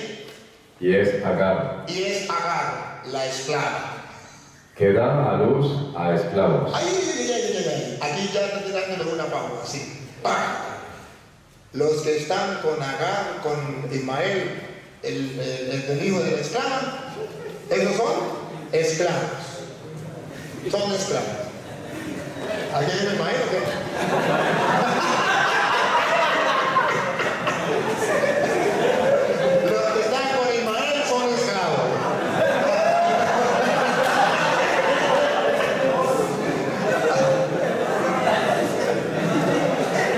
Observa cómo Pablo le tira a los judíos, ¿no? Oiga, miren, Pablo le está predicando a los mismos judíos también, le está aclarando. Estos son esclavos. Los que siguen la antigua alianza, la antigua ley, son esclavos. Siga. Agar era de Arabia, Era de Arabia. donde está el monte Sinaí, y representa a la Jerusalén actual, La Jerusalén actual. Monte Es Sinaí. esclava. Que es esclava. Lo Miren mismo, cómo dibuja la antigua alianza, con la antigua ley, con los antiguos mandamientos. Siga. lo mismo que sus hijos. Lo mismo que sus hijos, los que cumplen, los que quieren seguir con la ley. Es que le está hablando porque los judíos no querían pasar a la nueva alianza, no querían aceptar a Cristo, querían quedarse con la antigua ley. Siga. En cambio, En cambio, la Jerusalén de la arriba Jerusalén de arriba es libre, es libre, la otra, ¿cómo que se llama? Sara. Ajá, es libre. y es nuestra madre. Y es nuestra madre. Ahí tenemos que nosotros vivir. Siga. La Escritura dice, La Escritura dice, Padre en la oreja, ¿qué tenemos que hacer con la antigua alianza? Con los antiguos mandamientos. alégrate mujer estéril Ah, todavía viene, todavía más antiguo, dale. y sin hijos, estalla en gritos de alegría. Tú, que no has conocido los dolores de parto, pues serán más los hijos de la madre abandonada que los de la casada. Hermanos, ustedes, como Isaac, Ustedes como Isaac, no como Ismael, ustedes como Isaac, son hijos de la promesa. son hijos de la promesa. Pero así como entonces el hijo según la carne perseguía a Isaac, hijo según el espíritu, lo mismo pasa ahora. Lo mismo pasa ahora. Allá, los de esclavos perseguían a los libres. Los de la antigua alianza van a perseguir a los de la nueva alianza. Los de la antigua ley van a perseguir a la nueva ley. Los adventistas nos van a perseguir a nosotros. Sí. ¿Y qué dice la escritura? ¿Y qué dice la escritura? Va a hablar un hombre que sabe de leyes. Echa a la esclava y a su hijo. Echa a la esclava y a su hijo. Ya deja el Antiguo Testamento. Libérate del Antiguo Testamento. Porque el hijo de la esclava no puede compartir la herencia junto al hijo de la mujer libre. No puede compartir la herencia, la esclava con la mujer libre. Sí. Hermanos, nosotros somos hijos de la mujer libre y no de la esclava. Ahí está claro. Nosotros somos hijos del Nuevo Testamento y no del Antiguo Testamento. Eso llega hasta Cristo. Y si usted quiere ver un poquito más que llega hasta Cristo, estamos leyendo el capítulo 4, ¿verdad? Vamos un poquito para atrás, el capítulo 3. ¿Y cómo viene a hablar el capítulo 3? Mire, Pablo comienza diciendo de una manera dura. Capítulo 3, versículo 1. Le va a hablar a los Gálatas un poco duro. Pon cuidado. Gálatas, estúpidos. Otra vez, Gálatas, estúpidos. dígame si no le está hablando duro. Gálatas, estúpidos. Imagínense, yo le dije a decir a los adventistas así, me matan. Pero Pablo no tiene miedo. Pablo dice, Gálatas, estúpidos. ¿Qué les va a reclamar Pablo? Pon cuidado.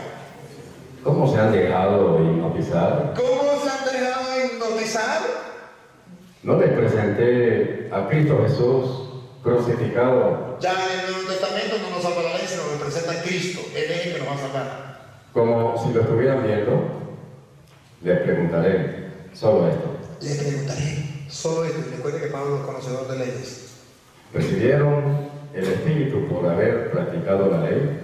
¿O ¿Recibieron el Espíritu por haber practicado la ley? ¿Por haber practicado los 10 mandamientos? o por haber aceptado la fe? ¿O por haber aceptado la fe? ¿Por dónde recibieron el Espíritu Santo? Todo el tiempo del Antiguo Testamento nunca pudieron recibir el Espíritu Santo porque era por cumplir la ley y la ley nunca pudieron cumplirla. ¿Sí? Tan estúpidos son Tan estúpidos son. como para empezar con el Espíritu y terminar con la carne. Es que los Gálatas comenzaron a creer en Cristo y vinieron los judíos y los volvieron a convencer de que tenían que volver a cumplir los 10 mandamientos o la ley del Antiguo Testamento. Sí. Haber experimentado inútilmente favores tan grandes, pues habría sido en vano. Cuando Dios reparte los dones del Espíritu y obra milagros entre ustedes, ¿se debe al cumplimiento de la ley? ¿Será por cumplimiento de la ley? No. Sí. ¿No será más bien porque han acogido la fe? Más bien por la fe en Cristo. Sí. Acuérdense de Abraham. Acuérdense de Abraham. Creyó a Dios, que se lo tomó en cuenta y lo consideró un justo. Entiendan, pues, de quienes toman el camino de la fe, que quienes toman el camino de la fe son hijos de Abraham. Los que toman el camino de la fe, no de la ley, son hijos de Abraham. Sigan. La Escritura anticipó que Dios daría a los paganos la verdadera justicia a partir de la fe. A partir de la fe, no la ley. Sigan. Por eso Abraham recibió esta promesa: la bendición pasará de ti a todas las naciones. Así, los que entran por la fe reciben la bendición junto con el creyente Abraham. Por el contrario, pesa una maldición Pesa una maldición sobre todos los que se van a las observancias, pues Se está van a las escrito. observancias, a la ley. Pues está escrito, óigalo, está escrito. Maldito el que no cumple siempre todo lo que está escrito en la ley. Aquí está. ¿Por qué no podemos ser salvos por la ley? Porque está escrito, maldito el que no cumple siempre toda la ley. ¿Quién se salva? Nadie. ¿Por qué nos salvamos? Por Cristo. No porque nosotros cumplamos la ley, porque nunca la vamos a cumplir. Vamos a ser salvos porque Cristo nos va a perdonar, nos va a limpiar de los pecados y podemos alcanzar la salvación. Sí. Con la ley nadie llega a ser justo. Con la ley, nadie. Y Pablo sabe de ley, sabe de qué ley está hablando. Y si ustedes quieren saber de qué ley está hablando, presten atención que ya viene a decirlo. Nadie llega a ser justo a los ojos de Dios. La cosa es cierta, La cosa es cierta. pues el justo vivirá por la fe. El justo vivirá por la fe, sí. Y la ley no da lugar a la fe. La ley no da lugar a la fe, porque usted se aferra a cumplir la ley y más nada. Dale.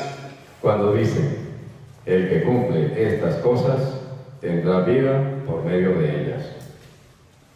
Pero Cristo nos ha rescatado de la maldición de la ley. Aquí está. Cristo nos ha rescatado de la maldición de la ley. Porque la ley decía, el que no cumpla toda la ley todo el tiempo será maldito. Y Cristo nos ha rescatado de esa maldición. Ya Cristo nos perdona. Cristo sabe que nosotros vamos a violar la ley de Dios. ¿Qué nos da? El perdón. Sí.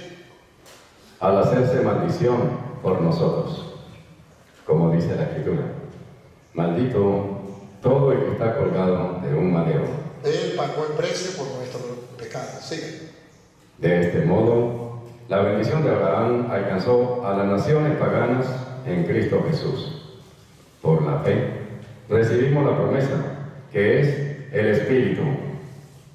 Hermanos, Pues tomemos una comparación. tomemos una comparación y presten atención a la comparación.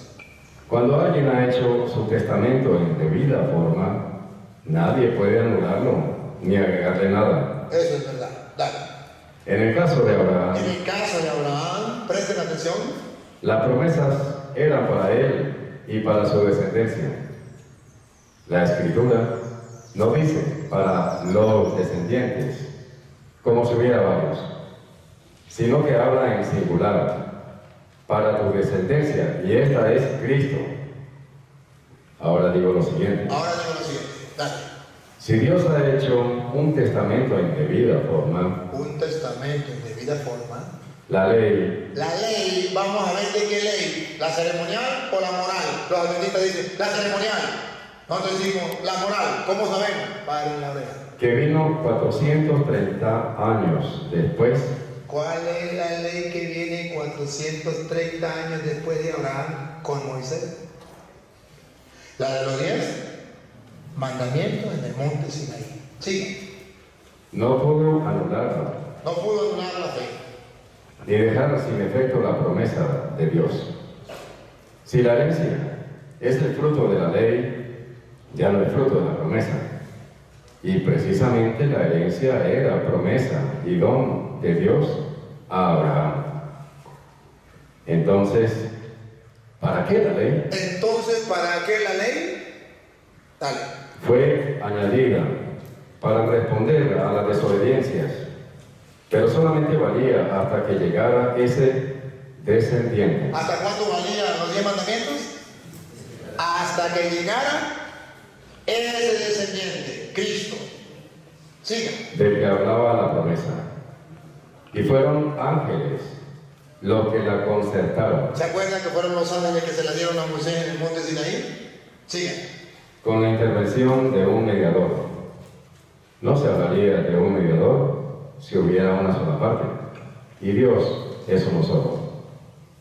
¿Acaso la ley contradice las promesas de Dios? En absoluto. Si se hubiera dado una ley capaz de darnos vida, nuestro paso a la verdadera justicia podría resultar de esa ley, pero no.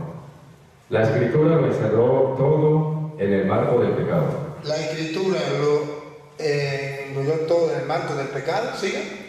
Y así, lo prometido llega a los creyentes por medio de la fe que trae Cristo Jesús. Y llega por Cristo. Siga.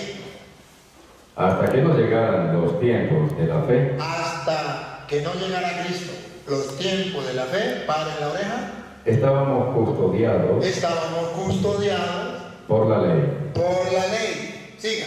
a la espera de la fe A la espera de la fe. que se iba a revelar. Siga. La ley nos conducía a Cristo, ¿A dónde nos conducía la ley? A Cristo. La ley nos conducía a Cristo. Siga. para que creyéramos y así fuéramos justos. Pero al llegar la fe, Pero al llegar la fe, ya no estamos sometidos al pedagogo. ya no estamos sometidos al pedagogo, ya no estamos sometidos a la ley. ¿Sí? Ustedes están en Cristo Jesús Ustedes están en Cristo Jesús. y todos son hijos de Dios. Bueno, entonces ya Pablo viene a mostrar que la ley llega hasta Cristo. Y cuando llega Cristo, nosotros ya no estamos sometidos a la ley.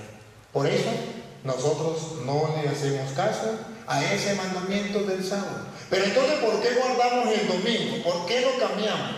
¿Dónde hay una cita bíblica donde diga que nosotros guardamos el domingo? ¿Por qué? Miremos, Hebreos capítulo 4, versículo 8 en adelante. ¿Sobre eso? Sí. Entonces los mandamientos ya no cuentan. Bueno, está buena la pregunta. Incluso el pentecostal que ellos estaban salvos por la ley, está cierto, dice el pentecostal. Los mandamientos ya no cuentan, ¿verdad? Nadie los puede guardar. O sea, solo por fe te salva.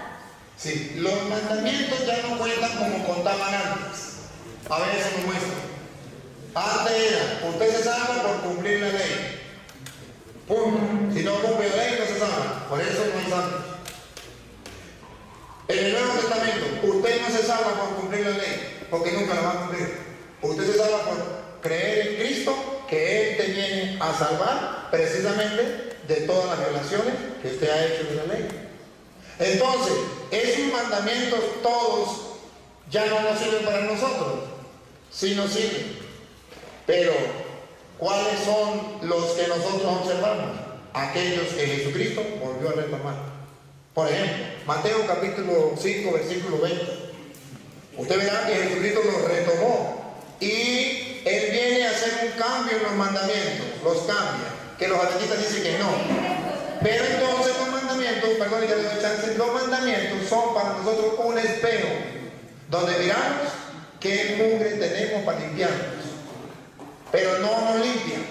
El espejo no nos limpia. El espejo nos permite ver el mugre para limpiarnos, pero no nos limpia. Nos limpia Cristo. Entonces ellos pensaban que la ley lo limpiaba y la ley no nos limpia, porque no podíamos cumplir los mandamientos sin que iban a estar sucios. Entonces nosotros tenemos los mandamientos. ¿Cuáles? Aquellos que Cristo retomó. Unos mandamientos que Cristo retomó, nosotros los retomamos. Los que Cristo no retomó, nosotros no los retomamos.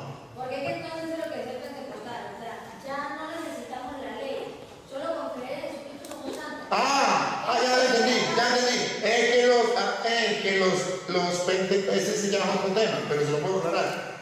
Es que ellos hablan de la ley de las obras. Ya las leyes de la misericordia, las obras de misericordia, ya no podemos nosotros, ya no nos salvamos por las obras. Cuando dicen por las obras de la ley, entonces ellos piensan que las obras de caridad no sirven. Entonces ellos confunden las leyes de los mandamientos con las obras de caridad, que son la ley para nosotros, la ley del amor. Entonces ellos dicen, ya no tenemos que hacer obras de caridad, nosotros nos salvamos, basta con creer en Cristo y ya soy salvo. No me salvo por las obras, sino me salvo por la ley, por la fe. Entonces ya es otra cosa distinta. La ley para los pentecostales no son los mandamientos. No. Ellos, la ley ya es otra cosa. Para los adventistas sí son los 10 mandamientos. Para los adventistas. Para los pentecostales es otra cosa.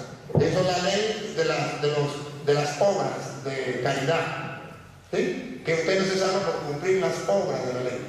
Eso es distinto para los pentecostales. Una cosa es para los pentecostales y otra cosa para los adventistas. Para los adventistas la ley son los 10 mandamientos y la ceremonial.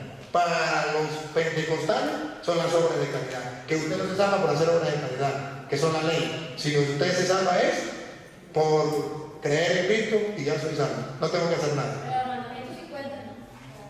Para nosotros los mandamientos cuentan para descubrir qué es bueno y qué es malo, pero no nos salvan los mandamientos. Usted y yo podemos descubrir, usted examina su examen de conciencia, amar a Dios sobre todas las cosas, usted mira, ¿lo he hecho o no lo he hecho? Punto. Usted examina, usted se mira en el espejo, pero usted ya no puede decir, yo soy salvo porque voy a cumplir los 10 mandamientos y ya soy salvo. Nunca lo va a cumplir, siempre lo va a violar. Entonces usted no es salvo por cumplir los mandamientos, siempre lo va a violar. Usted es salvo porque Cristo le perdona las violaciones que le han hecho los mandamientos. Ajá. Entonces, a ver, seguimos aquí con este de Hebreos capítulo 4, versículo 8. Si usted lee todo el 4, usted verá que está hablando del día séptimo que Dios le dejó al pueblo de Israel, pero luego en el versículo 8, cuando entendemos, dice algo que los adventistas no saben. Dale. No creamos que Josué los introdujo en el lugar donde debían descansar. No creamos eso. Siga. De ser así, De ser así, Dios no habría indicado posteriormente otro día. repítame. De ser así, Dios no habría indicado posteriormente otro día. ¿Se da cuenta que Dios indicó posteriormente otro día? En el antiguo pueblo de Israel, Dios tenía un día. Pero ahora en la nueva alianza, Dios ha indicado otro día. Otro día. Y entonces ese otro día, según las escrituras, es el domingo, que es el otro día después del sábado. Y por eso ustedes y yo guardamos el domingo y no el sábado, porque ya Dios nos muestra otro día. ¿Cómo nos muestra Dios otro día? San Juan, capítulo 20, versículo 1 en adelante. San Juan 21 en adelante.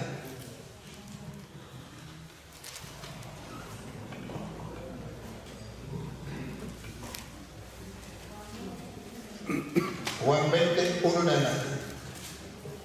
El primer día, después del sábado, ¿Se acuerdan? Dios indicó otro día. Y dice la Biblia, el primer día después del sábado. ¿Cuál es? El domingo, el primer día de la semana. El primer día después del sábado, Cristo resucitó. Usted ya sabe la historia. Se le apareció María Magdalena. Usted ya sabe. Ya hay un momento de gloria. Cristo resucita. Y ahora escuche. ¿Dónde encontramos nosotros teológicamente la base, el fundamento de ya no guardar el sábado sino el domingo? ¿Dónde encontramos que la Biblia diga que los cristianos en el Nuevo Testamento se van a reunir no el sábado sino el domingo? San Juan capítulo 20 versículo 19.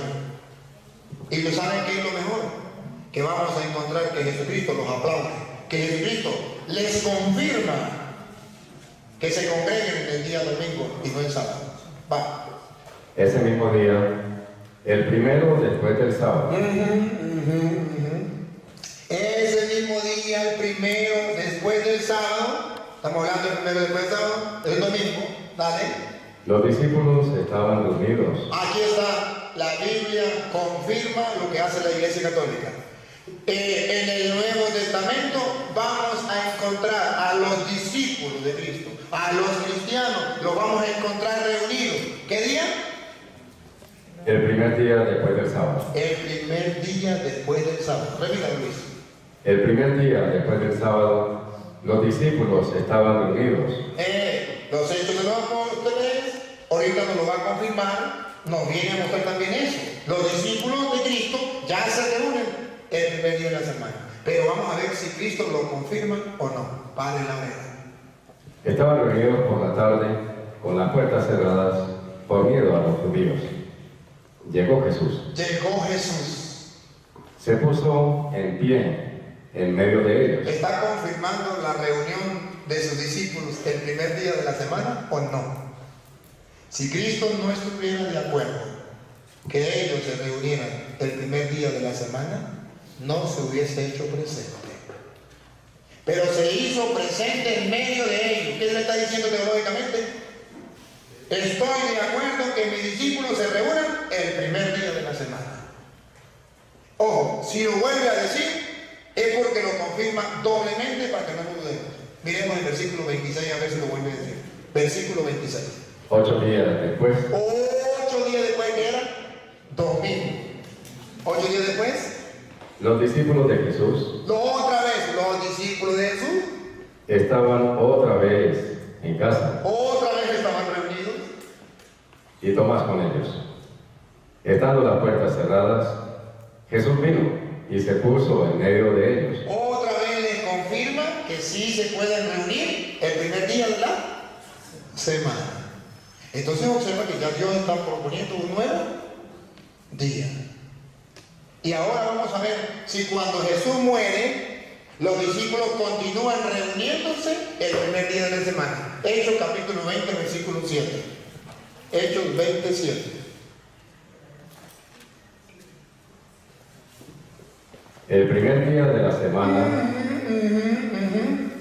Otra vez. el primer día de la semana, El primer día de la semana estábamos reunidos estaban reunidos los cristianos. para la fracción del pan. ¿Para qué? Para la Eucaristía, para la fracción del pan, el primer día de la semana.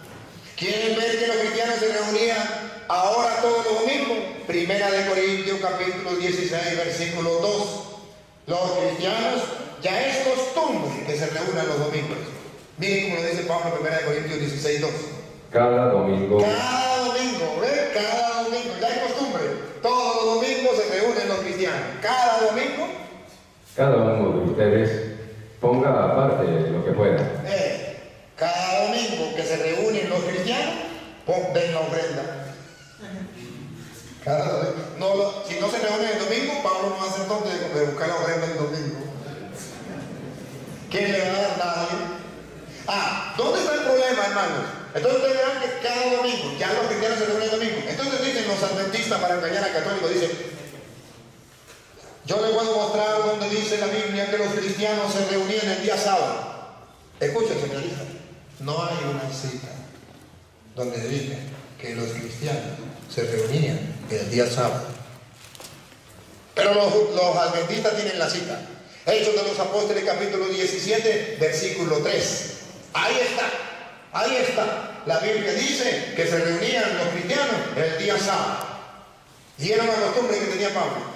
Y con esta cita, muchos adventistas han conquistado muchos católicos. Póngalo. Desde el 1. No, Luis, desde el 13. Las interpretaba y les demostraba. El 2. Aquí, esta es la cita que utilizan los adventistas. Pablo, Según su costumbre, mire, Pablo tenía la costumbre. Ve que los cristianos tenían una costumbre. Pablo era cristiano. Y Pablo tenía la costumbre. Vamos a ver de qué tenía la costumbre. fue a visitarlos y por 3 sábados ¡Aleluya! ¡Gloria al Señor! Aquí dice la Biblia que Pablo, que era cristiano, tenía la costumbre, aleluya, gloria al Señor, de reunirse los días sábados. Como era por tercer sábado, tenía la costumbre. Y usted dice: sí, claro. Señorita, mire, le voy a dar un dato. ¿Quieren estudiar apologética? Nunca permitan que un evangélico le hable a usted sin usted leer lo que dice antes o después. Porque ellos extraen y no analizan lo que está antes y está después. Lea el versículo 1, ahora sí, Luis. Para ver si eran los cristianos que tenían la costumbre de reunirse los sábados. Pablo y Silas atravesaron a Anfípolis y a Polonia y llegaron a Tesalónica, donde los judíos, Repítalo. Por tercera vez. donde los judíos Amo los cristianos. Los judíos tenían una sinagoga. tenían una sinagoga. Pablo, según su costumbre, fue a visitarlos. ¿Ven cómo los protestantes cambian las escrituras? Sí. Y por 3 sábados Y por 3 sábados discutió con ellos, discutió con ellos. Siga. basándose en las escrituras. Ay, Pablo usaba la apologética. ¿Usaba la apologética, Pablo? Observan entonces, hermanos, que no los cristianos se reunían el sábado, los judíos se reunían el sábado. Y Pablo quería predicarle a los judíos. Si Pablo le va a predicar a los judíos los domingos, ¿no va a encontrar? No. Para encontrar a los judíos tenía que predicarle el sábado que estaban haciendo. Pablo tenía una costumbre. ¿Cuál era la costumbre? De llegarle a los evangélicos, que digo, a los judíos, al culto. Y públicamente, con las escrituras, le decía: señores, ustedes están equivocados. Esto es así, así, así y así. De modo que Pablo practicaba la apologética. Igual que Cristo practicó la apologética con el diablo. Igual que Apolo en el capítulo 18, versículo 24 de Hechos de los Apóstoles, practicó la apologética. Públicamente defendía las escrituras. Entonces, observen ustedes que no eran los cristianos que se reunían el sábado, pero esta cita es la única que tienen los adventistas para decir los cristianos se reunían el sábado. Mentira, la tuercen. Y hay otra donde dicen que los judíos se reunían el sábado, y esa la buscan los judíos, los protestantes, los adventistas. Pero no hay una que diga que los cristianos se reunían el sábado. Ajá, y saben la otra mentira que dicen los adventistas. Ustedes no saben quién fue el primero que llamó, le puso el nombre de domingo al día que ustedes guardan. Constantino. Constantino fue el que inventó el día domingo. ¿Ustedes saben lo que significa domingo? Día del Señor. ¿Ustedes saben lo que significa sábado que ustedes y yo tenemos desde la semana? ¿No saben, verdad? Se lo voy a explicar. Nosotros venimos con el calendario pagano. Los paganos creían en muchos dioses. Y el dios más grande era el sol. Por eso, aquí tengo el ayudante, yo de inglés me raspaba. El primer día de la semana, ¿cómo lo llamaban en inglés? ¿Cómo llaman en inglés? Sunday. ¿Qué día del sol? Del dios sol. El segundo día yo me lo sé. Luna. Lunes. La diosa luna. El tercer día, dedicado al dios Marte. Voy a creer que el planeta Marte era un dios. El otro miércoles dedicado al dios Mercurio. El otro jueves dedicado al dios Júpiter. El otro viernes a la diosa Venus. Y el otro sábado dedicado al dios Saturno. Los adventistas no saben eso. Ustedes piensan que el sábado que tenemos nosotros es el sábado de los israelitas. Y el sábado de los israelitas era el Sabbat, que también es sábado, que era descanso. Pero el calendario que nosotros tenemos no es el de los israelitas, porque los israelitas nombraban los días de la semana: primero, segundo, tercero, cuarto, quinto, sexto y séptimo. Nosotros tenemos el de los paganos, que era que a cada dios se le daba un día. Depende del más grande, primero, el más grande era el sol. Vienen los cristianos y dicen: ¿y el dios de nosotros dónde lo metemos? Cada día un dios, y el de nosotros, ¿qué va por fuera? Entonces, cuando los cristianos meten, dicen: el Dios más grande no es el sol, el Dios más grande es el Señor. Entonces viene el domingo, día del Señor. Usted busca en toda la Biblia, en el Antiguo Testamento, no va a encontrar una cita donde diga día del Señor. Va a encontrar día de descanso, el Sabbat, día de descanso, día de descanso, día de descanso. Pero nunca va a encontrar día del Señor. ¿Eso lo inventó Constantino? No. Eso lo inventaron los primeros cristianos. Y lo inventó, aquí no se lo cuenta los adventistas, San Juan. En Apocalipsis capítulo 1, versículo Apocalipsis capítulo 1, versículo 10. No fue Constantino quien le puso el nombre del día del Señor. Fue San Juan. Apocalipsis 1, 10.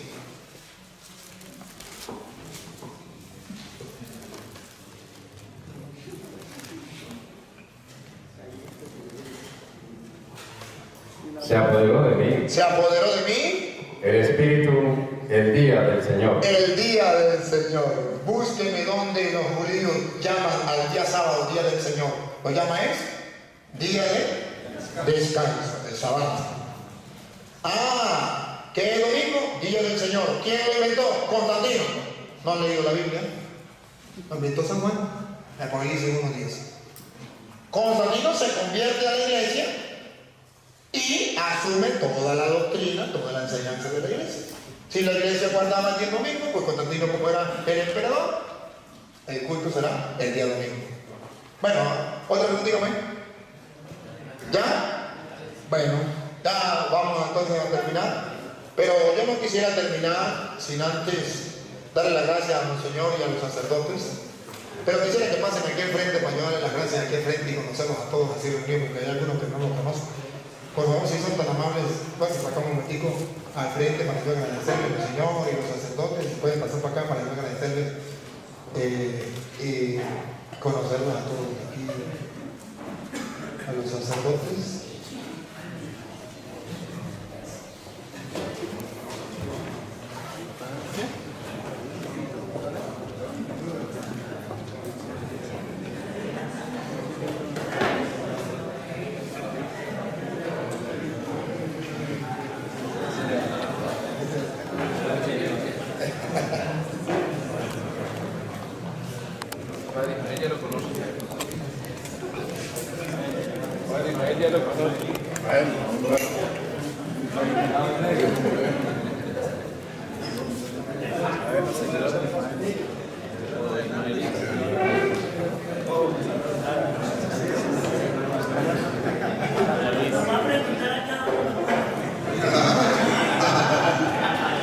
Hermanos seminaristas, yo quise que los sacerdotes pasaran para acá junto con el Señor, el obispo, para que ustedes se den cuenta cómo sus formadores están deseosos y preocupados de que ustedes estén dispuestos a prepararse para responder a lo que la iglesia debe responder en los últimos tiempos, a la necesidad de la iglesia en los últimos tiempos. Ellos están viviendo una realidad en sus parroquias, en sus diócesis. Hay algo que está atacando a la iglesia, que son las sectas. Y no se va a defender la iglesia con grosería y con insultos. Estudiando, con amor, buscando respuesta. Estamos en la verdadera y única iglesia de Jesucristo. Pero debemos darle respuesta a ellos con las Sagradas Escrituras sin temor y sin miedo. Sí tenemos respuesta. Y ellos están interesados. Y yo le doy las gracias al Monseñor públicamente. Le agradezco. Porque como misionero de la misericordia he recorrido muchas partes del mundo. Y es por primera vez, Monseñor, donde veo que un obispo se preocupe por darle a su pueblo una formación de modo que no se deben engañar. Lo que le decía antes. El pastor no es solamente para engordar las ovejas, pastorearlas, sino para cuidarlas. Y usted está ejerciendo eso. Igual que los hermanos sacerdotes. Y debo decirle públicamente, Monseñor, que me voy feliz de conocer a este clérigo. Me han tratado como hermano de mi sacerdocio. Y veo lo que decían de la primera comunidad cristiana. Miren cómo se llama. Y Jesucristo dijo, allá en Juan 13, 35. En esto conocerán que son discípulos míos, en que se amen los unos a los otros como yo los he amado. Y he visto es tratar de esforzarse en cumplir ese mandamiento. He visto cómo se aman y también he visto cómo ha manifestado el amor, igualmente de corazón, hermanos sacerdotes y el Señor. Me voy feliz, contento de ver con ustedes ese reflejo del sacerdocio de Cristo y ese mandamiento. Y ojalá que ustedes, señoristas, sigan el ejemplo que Dios les da a través de estos hermanos. Los buenos ejemplos. Gracias, yo muy agradecido. Me da la oportunidad por vernos.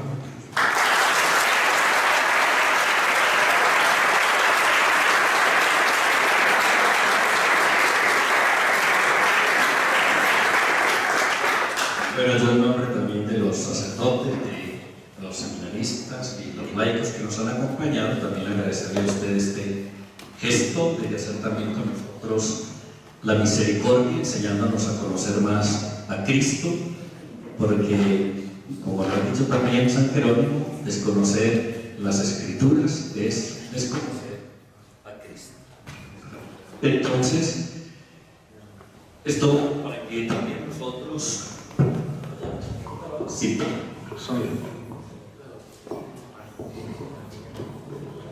aquí siempre les insistiremos que la formación debe ser integral. Alguna de la Eucaristía yo les hacía referencia a lo que la gente a veces le dice a uno, que le dice a ellos: 8 o 9 años para aprender a decir misa. Yo les he dicho que aprender misa es aprender a celebrarla con todo lo que implica celebrar la misa. conocer a Cristo, amar a los hermanos, y eso se hace mediante una formación integral que busca no solamente llenar el cerebro, sino el corazón, para transformar, como dice San Ignacio, nuestros instintos, nuestros impulsos. Y esos impulsos, llevados al corazón, luego sí pueden ser elaborados en la inteligencia. Pero no nos vamos a encontrar solamente con los hermanos separados que nos enfrentan, que nos retan, que nos desafían y que a veces descubren nuestras lagunas, sino también con los ateos, con los agnósticos, los indiferentes, y para eso estudiamos también la filosofía y la teología, porque debemos dar, como dice San Pedro, razón de nuestra esperanza. Esa es la razón por la cual no solamente le vamos a poner cuidado a la apologética, que le vamos a poner cuidado, sino a todo lo que tengamos a la mano de aprendizaje para poder comunicar el Evangelio tal como Cristo lo quiere. Entonces, gracias nuevamente al Padre Luis y a los acompañantes, también se llama Luis, escuché varias veces, al camarógrafo, ¿cómo se llama? Benjamín, y a la fotógrafa, Maribel. A ellos, muchas gracias, y que no sea la primera y la última vez, sino que en otras oportunidades tengamos la dicha de volver a contar con ustedes en alguna otra actividad diocesana, parroquial o del seminario. Que Dios los bendiga y que tengan un regreso muy feliz.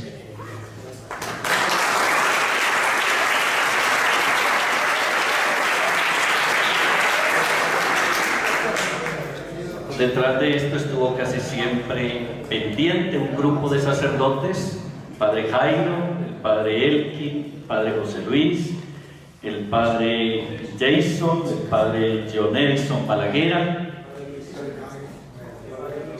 y el Padre Luis Rodríguez, que también han querido venir esta mañana. A ellos Dios les pague, y toda esta iniciativa nos sirve para seguir creciendo en nuestra vida pastoral en la diócesis. A ellos también muchas gracias, y a los formadores por haber permitido este espacio en esta mañana. Muchas gracias a todos, y ya creo que se merecen el abrazo.